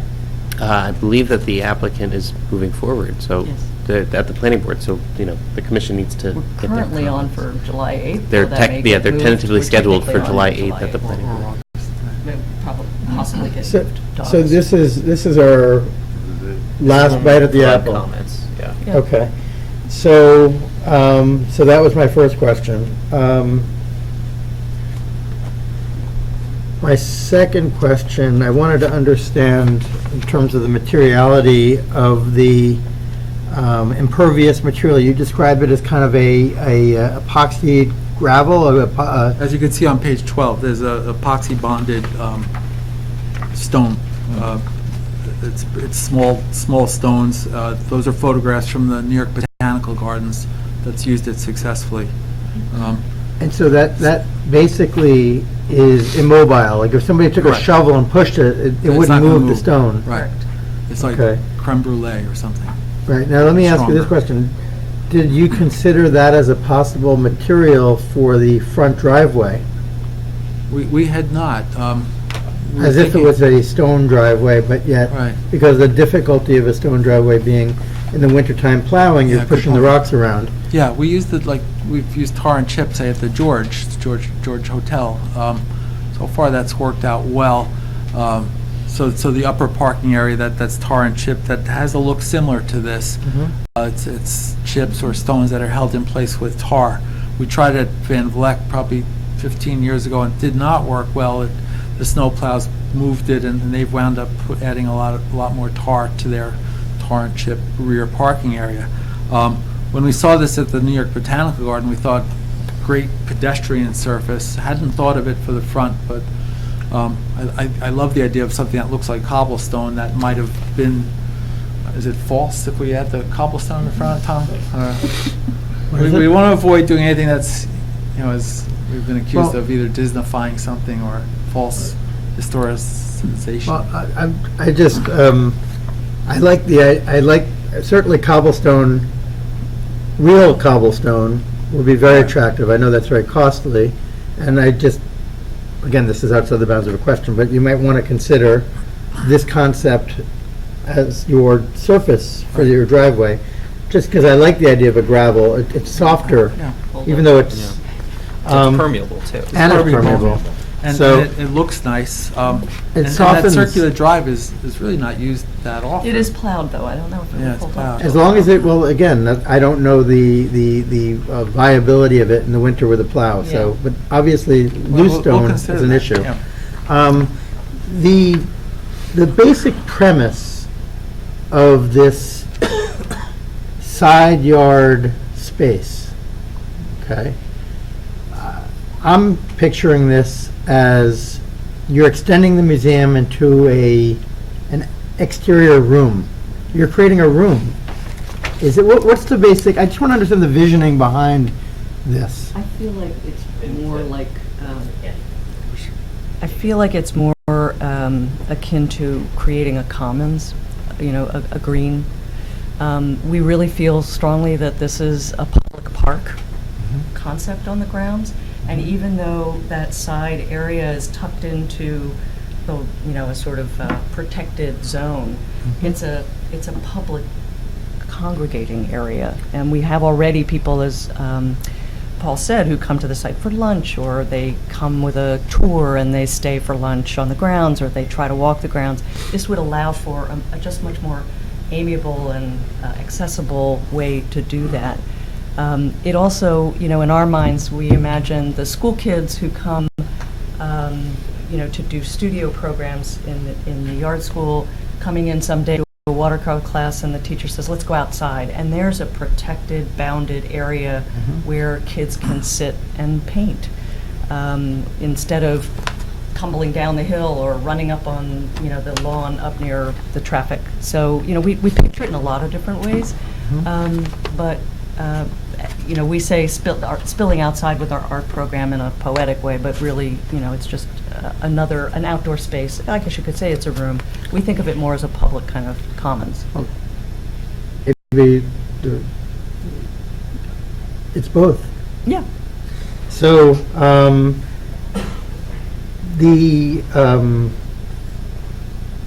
just wanted to point, I brought this up last time, above the water feature wall, that kind of, that face, obviously there's an issue of somebody falling over the side, even though there'll be plantings, that's a pretty high wall. Well, I mentioned the need for a barrier or a parapet. Right. So on the site plan, and also if you look at page 15, we're proposing a cable rail to be tucked within those evergreens. Our opinion was that the cable rail was the least visible of Yes. fencing, since it's stainless steel cables, but tucked into those arborvitae, both at the top of the wall and all the way along those side walls. as a protective barrier. All right, because I saw the cable wall, the cable fence up in the picture, I didn't know, Yeah, so I missed that. It's hard to read on the site plan, but it calls out, Okay. the cable railing. All right, and the only other question I have, and this will probably move into comments, is everything is, there's a side of this that resembles a little bit of the Vietnam Monument in Washington DC by the young woman, I can't think of her name right now, Maya Lin. She actually recommended the water consultant. So Maya was doing a project at Princeton, and we contacted her office to find out who the water consultants she was using at the Princeton campus. So she'd recommended Delta Fountains from Jacksonville, Florida, and that's who we've been working with on this water feature. And he designed the World Trade Center water feature. He took us to 6 features in Manhattan that he's designed. Well, in the sense that this does have a resemblance to the Maya Lin Museum monument, I think that's a positive thing because I think that's an excellent installation. And I got to stick to questions. The question I would have, and this will go into the comments again, is there's really, with the exception of, like, let's say on the right, there's it looks like a Japanese maple or a cherry blossom. Had you considered any kind of organic form, like boulders or something to bring as a foil to the rectilinearity of everything? Right. So in plan we did, as you see on page 12, the enlargement of the plaza area, we did an organic shape, sort of a fun, free-flowing shape in plan view to fight with that trapezoidal shape of the plaza. You're talking about the circulation. You're right. Right. The visual organicness. When we get to the comment section, I'll be more specific about some ideas. So, but I'll have more to say. Okay. You go ahead. Going back to the circular drive, on page 17, you indicate the proposed drop-down bollards. Are you proposing to close off the circular drive? Currently, there are cones, Okay. Which are. Every once in a while, we do, cone off the drive, which are really ugly, and they So get there's run been over. discussion of art cones, painted decorative cones, but it seemed like Why clear it off? I'm trying to think of times when we've done that, but we've Oh, had, for the had to do that first for events Thursdays. or for Free First First Thursday. Thursdays. It's Yeah, I was just curious, We don't just- want traffic Uh, getting so- in there so- when people are circulating. So up we've here. looked into So that would be the drop-down bollards. exception. Okay. Oh, yes, the exception, That absolutely. Only was the essentially exception. my question, if it was Yes. going to be the exception of the rule. Absolutely Just the because there are so exception. many, there are 2 or 3 other entrances, and Yes. you want to utilize this as more of a pedestrian plaza. I was just But- curious but So what that's the when we vision would was. put them up. But there's been a dislike the traffic cones Yeah. on the Mhm. museum's part. And, going back to John's comment or question about, what you're going to do in the winter seasons with the reflecting pool, what's the depth going to be? 12-inch maximum of water depth. Okay. Because any consideration of when it is drained, if it would be an area to congregate, if it essentially becomes like a sunken bench. That hasn't been discussed. No, we haven't really talked about it. Just thinking about activating that area when, Right. as much as possible. Well, the idea of putting plants in there, I could imagine it being activated in some way in the off-season. Hadn't thought about that. It's an interesting idea. What do they do in Washington Square Park in the winter with the fountain? Do you know? Okay. Throw trash in the fountain.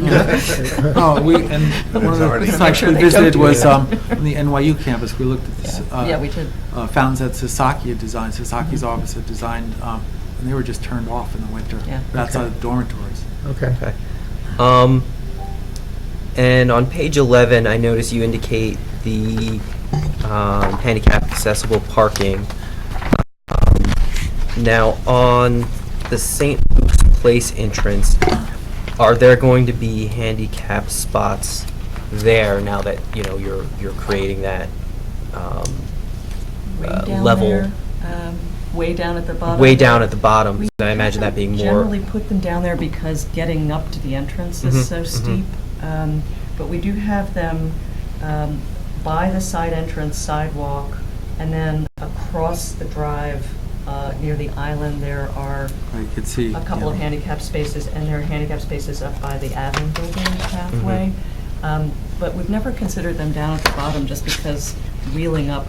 Yeah, Or I just didn't know walking. if it was intended that people would now use that more of a primary entrance because No. of the level No, it's landscaping. It's more, it's an entrance that is used by people who, come in from St. Luke's area, but it's really much more the top driveways that are the main entrance, the parking lot. Those are all the questions I had. Thank you. Hi. I did have, we talked about this circular driveway in the front a number of times, but what is the pavers that you're proposing on this plan? Do you have a sample photograph of them at all? We don't have a sample. Our goal is to find something, as I said, looks like cobblestone. David said the first choice would be cobblestone or granite. We certainly could bring a sample or have a sample Okay. available. We don't want it to look like concrete pavers. Another material that's used extensively throughout New York City parks are hex pavers. They're sort of in between. Right. We haven't had success. We've tried in Montclair a few times, and depending on how much, well, if you're talking about the ones that have the opening in them, we haven't had success with those for, like Grasscrete. That's been No, unsuccessful. just the asphalt ones that are cut. You see in Central Park everywhere. Central Park. Can't think of some of the brands, yeah. Yeah, Anyway, that's just Okay. a question. And then, in your research, I'm trying to get comfortable with the idea of modifying extensively or almost eliminating the Van Vleck overlay of plantings, landscaping, or modifying it. In your research, have you come across any documentation as to what he had in mind, like his own landscape drawings? Yes, it was, Before, Mr. Chair, I just want to remind, it's almost Mm-hmm. And you have to stop asking questions at that point. no, the only problem is that this is a very important application. They all are. No, but I mean, this is of a great magnitude for the benefit of the town, and Okay, I understand, David. yeah. So to answer your question, as I stated before, Laura's assistant found one copy of the Guide to the Arboretum, which I think was stopped. They stopped giving this out when the 2000 edition was done. Even before. But in here, I mean, a lot of it is written by Howard Van Vleck, and he says that a lot of these trees and shrubs were his favorites. That many of them that he took from the Van Vleck property and brought them here because they were his favorites. Nothing on, as I said, everything that's on South Mountain Avenue and Bloomfield Avenue will remain as it was planted from the 40s through the 70s. The beautiful willow oak trees, those large oak trees along at the corner of South Mountain and Bloomfield Avenue. Those are terrific trees. They're not common around here, but those were planted between the 40s and 70s. A lot of the large evergreens in the front lawn, they're not native, but they're pretty interesting trees. But in terms of the placement of those trees, Sure, the placement, as I said before, there were stone benches placed adjacent to the current handicap parking spaces, and there were the Japanese yews planted next to those benches because it was an attractive evergreen shrub, probably planted at 18 to 24 inches tall. They're 25 feet tall now. I could see the design intent to have attractive evergreens there. There were Coosa dogwoods planted on the property. because he discovered that it was, he says in here, he discovered it was a nice dogwood that bloomed after the typical Cornus Florida, after Japanese dogwood. It extended the flowering time, so he planted quite a few of those. And those are there and intend to remain there on South Mountain Avenue. So it seemed to be a lot of favorite things. Unfortunately, a lot of Howard's specimen trees, which were marked with specimen markers, have just aged out or been damaged already anyway. There are a few that are still left. But the worst of the ones that I highlighted in this booklet, the ones that have fallen over, or the hemlock tree, which was subjected to that bug in the last 25 years, that woolly Adel chid. He didn't know that in the 1940s. That was only in the 1980s or 90s that bug came from Japan or somewhere. So and it became, based on the readings, it became an arboretum because the museum board decided that since there were these nice trees now on the property, why not make it an arboretum and properly label all of the trees? So under the director of this committee, in 1986, they named it the Van Vleck Arboretum in the name of Howard Van Vleck. So we're trying to do the same thing at our church, actually. We're trying to label all the trees and call it an arboretum someday. Okay, those are my questions. Thank you. Steve? I don't really have any questions. I mean, everybody's been asking such great questions. And this laid out, I'm a little dull, so. I'm sorry. No. Steve, do you want to kick it off with comments? We'll go right into our deliberations. I understand about historic preservation and what we should be doing, but I also understand what an art museum does. And an art museum won't survive unless it adapts to its time and place.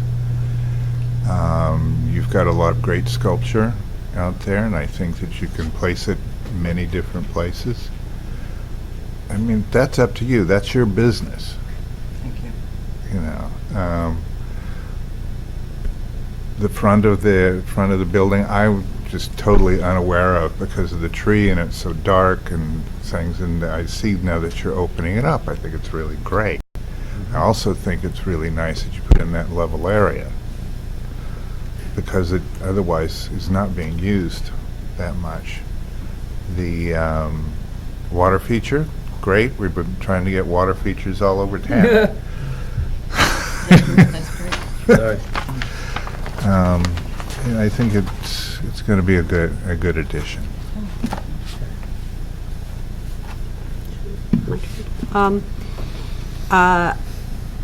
I also think that, you're an institution that needs to grow and,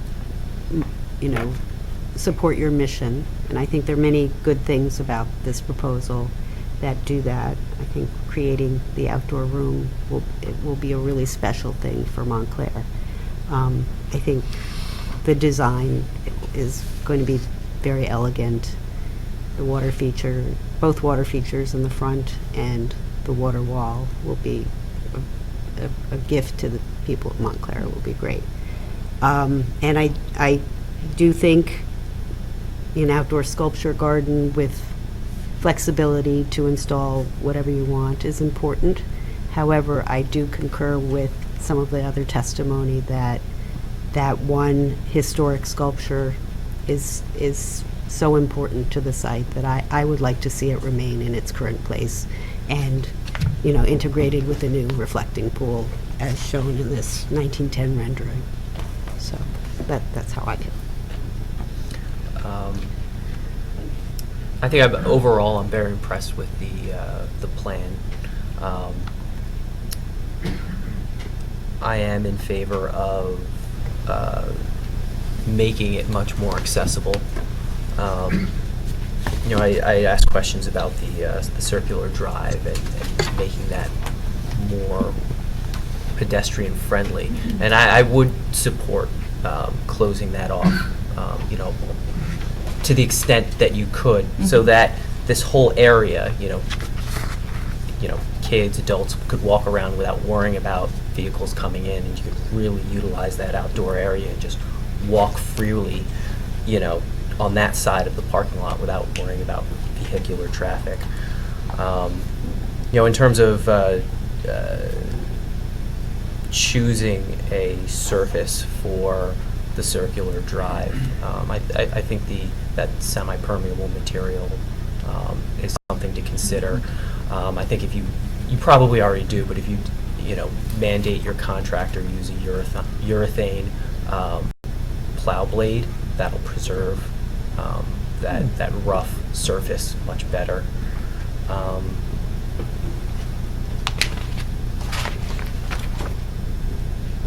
And in terms of the future landscaping, my recommendation would be to try and maintain as much of the Van Vleck Arboretum plan as possible.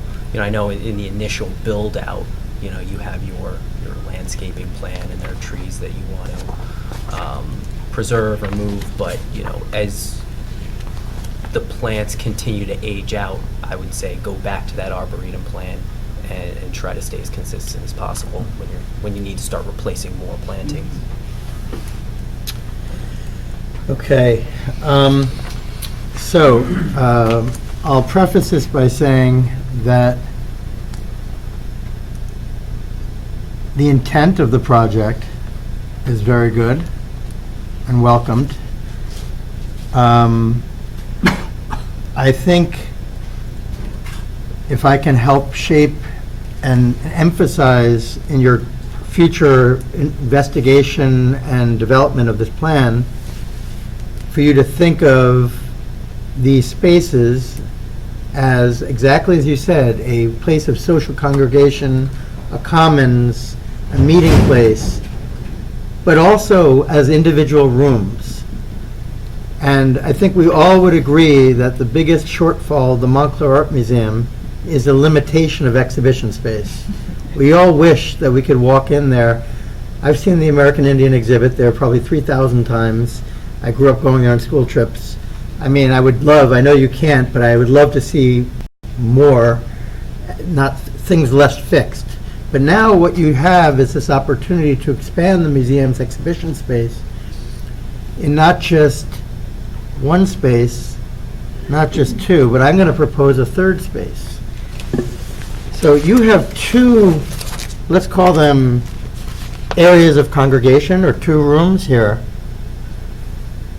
I'd like to propose that maybe you consider a third room here. Oh, we do consider that very much, a small meditative garden with sculpture in it. Well, Yeah. I think that there's somehow or another, these are very definitively defined. There's a clear delineation of space, but here there isn't. And I would like to see, and I think in threes, this is a classical building is like tripartite.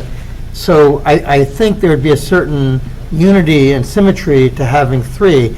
Not that they have to be identical, but now you're adding a third gallery of exhibition. So to give that separate definition that is common to the others but unique, I think would really bring this plan even one step further. Nice comment. Thank you. So, so that was, by the way, I really want to emphasize that, because I think this is really an opportunity to expand the museum's exhibition space. I like the reflecting pond pool.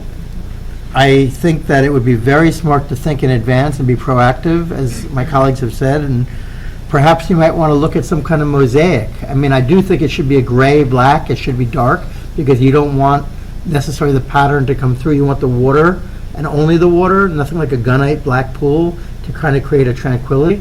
But at the same time, when it is empty, it would be nice if it has enough surface interest, whether it's dimension, some kind of, depth and dimension to it, or some kind of subtle contrast, monochromatic, dark, but something so that when it is empty, it reads as an asset, not as an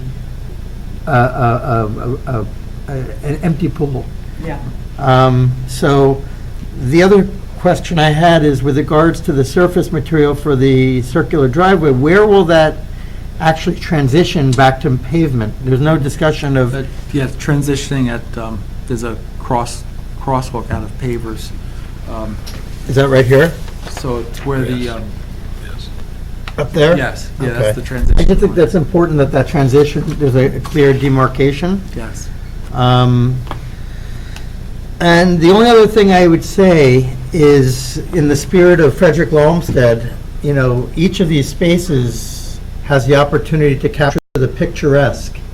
So I would love to, I would hope you would go to the point of actually doing a rendering, a three-dimensional rendering for your own benefit of the spaces. And I would implore you to include some organic, natural stone that's local. It's kind of, because nature is contemplative, and it's a great juxtaposition to the rectilinearity of the building and the wall. And my last point, which is consistent with that point, is a validation also of Carolyn's point, which is, I think the sculpture in the front of the museum as it is, and remind me the name of it? Sunvow. Sunvow. Sundial. So Sunvow. V-O-W. Sunvow. Okay, so I concur with both Caroline and many others who have spoken that I think it has it, in the sense that it is a figurative piece. It is a great foil to the rectilinearity, the classicism of the facade, and I think it sits, the natural stone rock in the pool, rising from the pool. I just think it's stunning. And I mean, you yourself have presented with us that the original intent included the pool with the sculpture, and I think I understand the need to want to create variance and make a new statement, etc., but sometimes things can be ephemeral. It's just a figurative element just works so beautifully, and I think that out of respect for Mr. Evans and for the fact that it works, why not keep it? But again, largely because it's a rock and it has an organic quality to it, I think it's important to incorporate that. Oh, one last point again around the organic is, in your plan of the circulation in those rooms, we'll call them, you have, Paul, you know, undulation, you have curvature here, and that's what you addressed before when I brought up the idea of organic. But I noticed you have 90-degree corners at various points. Right. And I would ask you to consider if you could keep that fluidity and not come to a point of a corner. Again, as a foil to the rectilinearity of everything else. Yeah. So I think those hard corners detract. Okay. Those are my points. I don't have too many comments. I think this is a well-thought-out plan. I think first, this is an art museum, botanical garden. So I appreciate all the effort with all the plants and so on, but I think it'll still be fabulous at the end of the day. And I think the first concern is art and the mission of the museum. I'm on the fence about the sculpture in the center round reflecting pool. I guess it's because I can't see what's going to go there yet. I have a real hard time with that. So, but hey, I think that's not for me to decide. That's for you to decide. So, I'll have to defer to you guys. That's all I have. Yeah, I kind of agree with John. I could go either way. I think I would like to see it in there, but also I would be excited to see something three-dimensional where, because you have that circular, essentially, pedestal for it, you could observe it from every angle and see something different. So I'm actually touched and very pleased that so many people are attached to the sundial, attached to the sculpture. It does speak to what happens with museums and public art, and it's why public art is so important. We all probably have that image in our minds of something in childhood that captured our imaginations in public. For me, it was the fountains in Fairmount Park. Those sculptures, you never forget them. And I appreciate that the sundial is that piece for a lot of people. You've seen it for a long time. It really has captured your love of the museum and the building. I'll take all of that into account, we all will. It's interesting, just for point of interest, the sunvow is an addition sculpture, like many bronze sculptures. There are multiples of them, and there's one at the Metropolitan Museum inside, not on a rock. It's very beautiful. You can walk right up to it. It's on a level platform. The rock was something Mr. Evans did when he put it in his front yard when he bought the addition piece that he bought in 1902 or whenever he bought it. He put it on a rock. I'm not sure that Herman Atkins, McNeil, really wanted it on a rock, but that's what our collector did, which is wonderful. So it'll probably stay on that rock, though you might see it in other places around the world. There are multiples of them. There's one at Chicago Art Museum, Art Institute. There's one at the Met, and they're often inside. Okay, so any recommendations for the planning board? I would recommend that the applicant take a hard look at the reflecting pool and how it's used during the, when there's no water in it. Yeah. Other than that, I don't have any other comments. By the way, on that issue, did anyone ever explore the idea of adding salinity to the water as a means of preventing it from freezing, like salt water? I don't know if that would be degrading, but, you know, that would lower the freezing point and it could stay all year. You know, like a saltwater pool. I don't know the chemistry of that. We'll ask the water people. But that might be a solution. Plus, it would also probably prevent mosquitoes and, you know, and also keep it cleaner It will from... circulate. Huh? It will circulate. It will circulate. Yeah. But still, I think it might be a very good thing. Anyway. Any other So, recommendations? I do have a recommendation. Since what's being proposed is going to dramatically alter the site, a recommendation could be made for the applicant to prepare a nomination for an individual listing on the register. So we don't have to go through this in the future, and we can protect this institution. What do you mean by that, Tom? I'm sorry, So, because aren't we already on the register? You are, as part of it's not individually listed, as part of a collection of, the Montclair Artist Colony. So But there aren't any other locations for that. the nomination that's prepared, that is down at the state, is part of a broader group, but it's not individually listed. Oh, that's interesting. So I understand that. I think that makes sense. it'd be nice to ask for it to be reevaluated under the National Register Act to be individually listed and a nomination prepared. Would that be done by our By the commission? applicant. Or by the applicant? No, not done by us, right? I'd like to, I don't know, are we going in order, or in terms of the conditions? Is that what we're? Yeah, we're doing recommendations. Recommendations. So I do want to again emphasize, make sure that this is transmitted, the idea of each of these spaces being rooms, and to consider the third room as to create a continuity. So I just feel like you want to invite circulation to this lower section too. And I really think it would be great, again, almost to be able to, for you to do the rendering so you can actually see it in situ, how things will work, locate, you know, I'm sorry, that's probably not relevant for the planning board. I'd like to see the corners cut off, and I'd like to see more of the So round out the corners of round out the corners. Okay. And integrate, if you can, integrate natural stones like rocks and boulders and things like that, just in places. Right. Any other recommendations?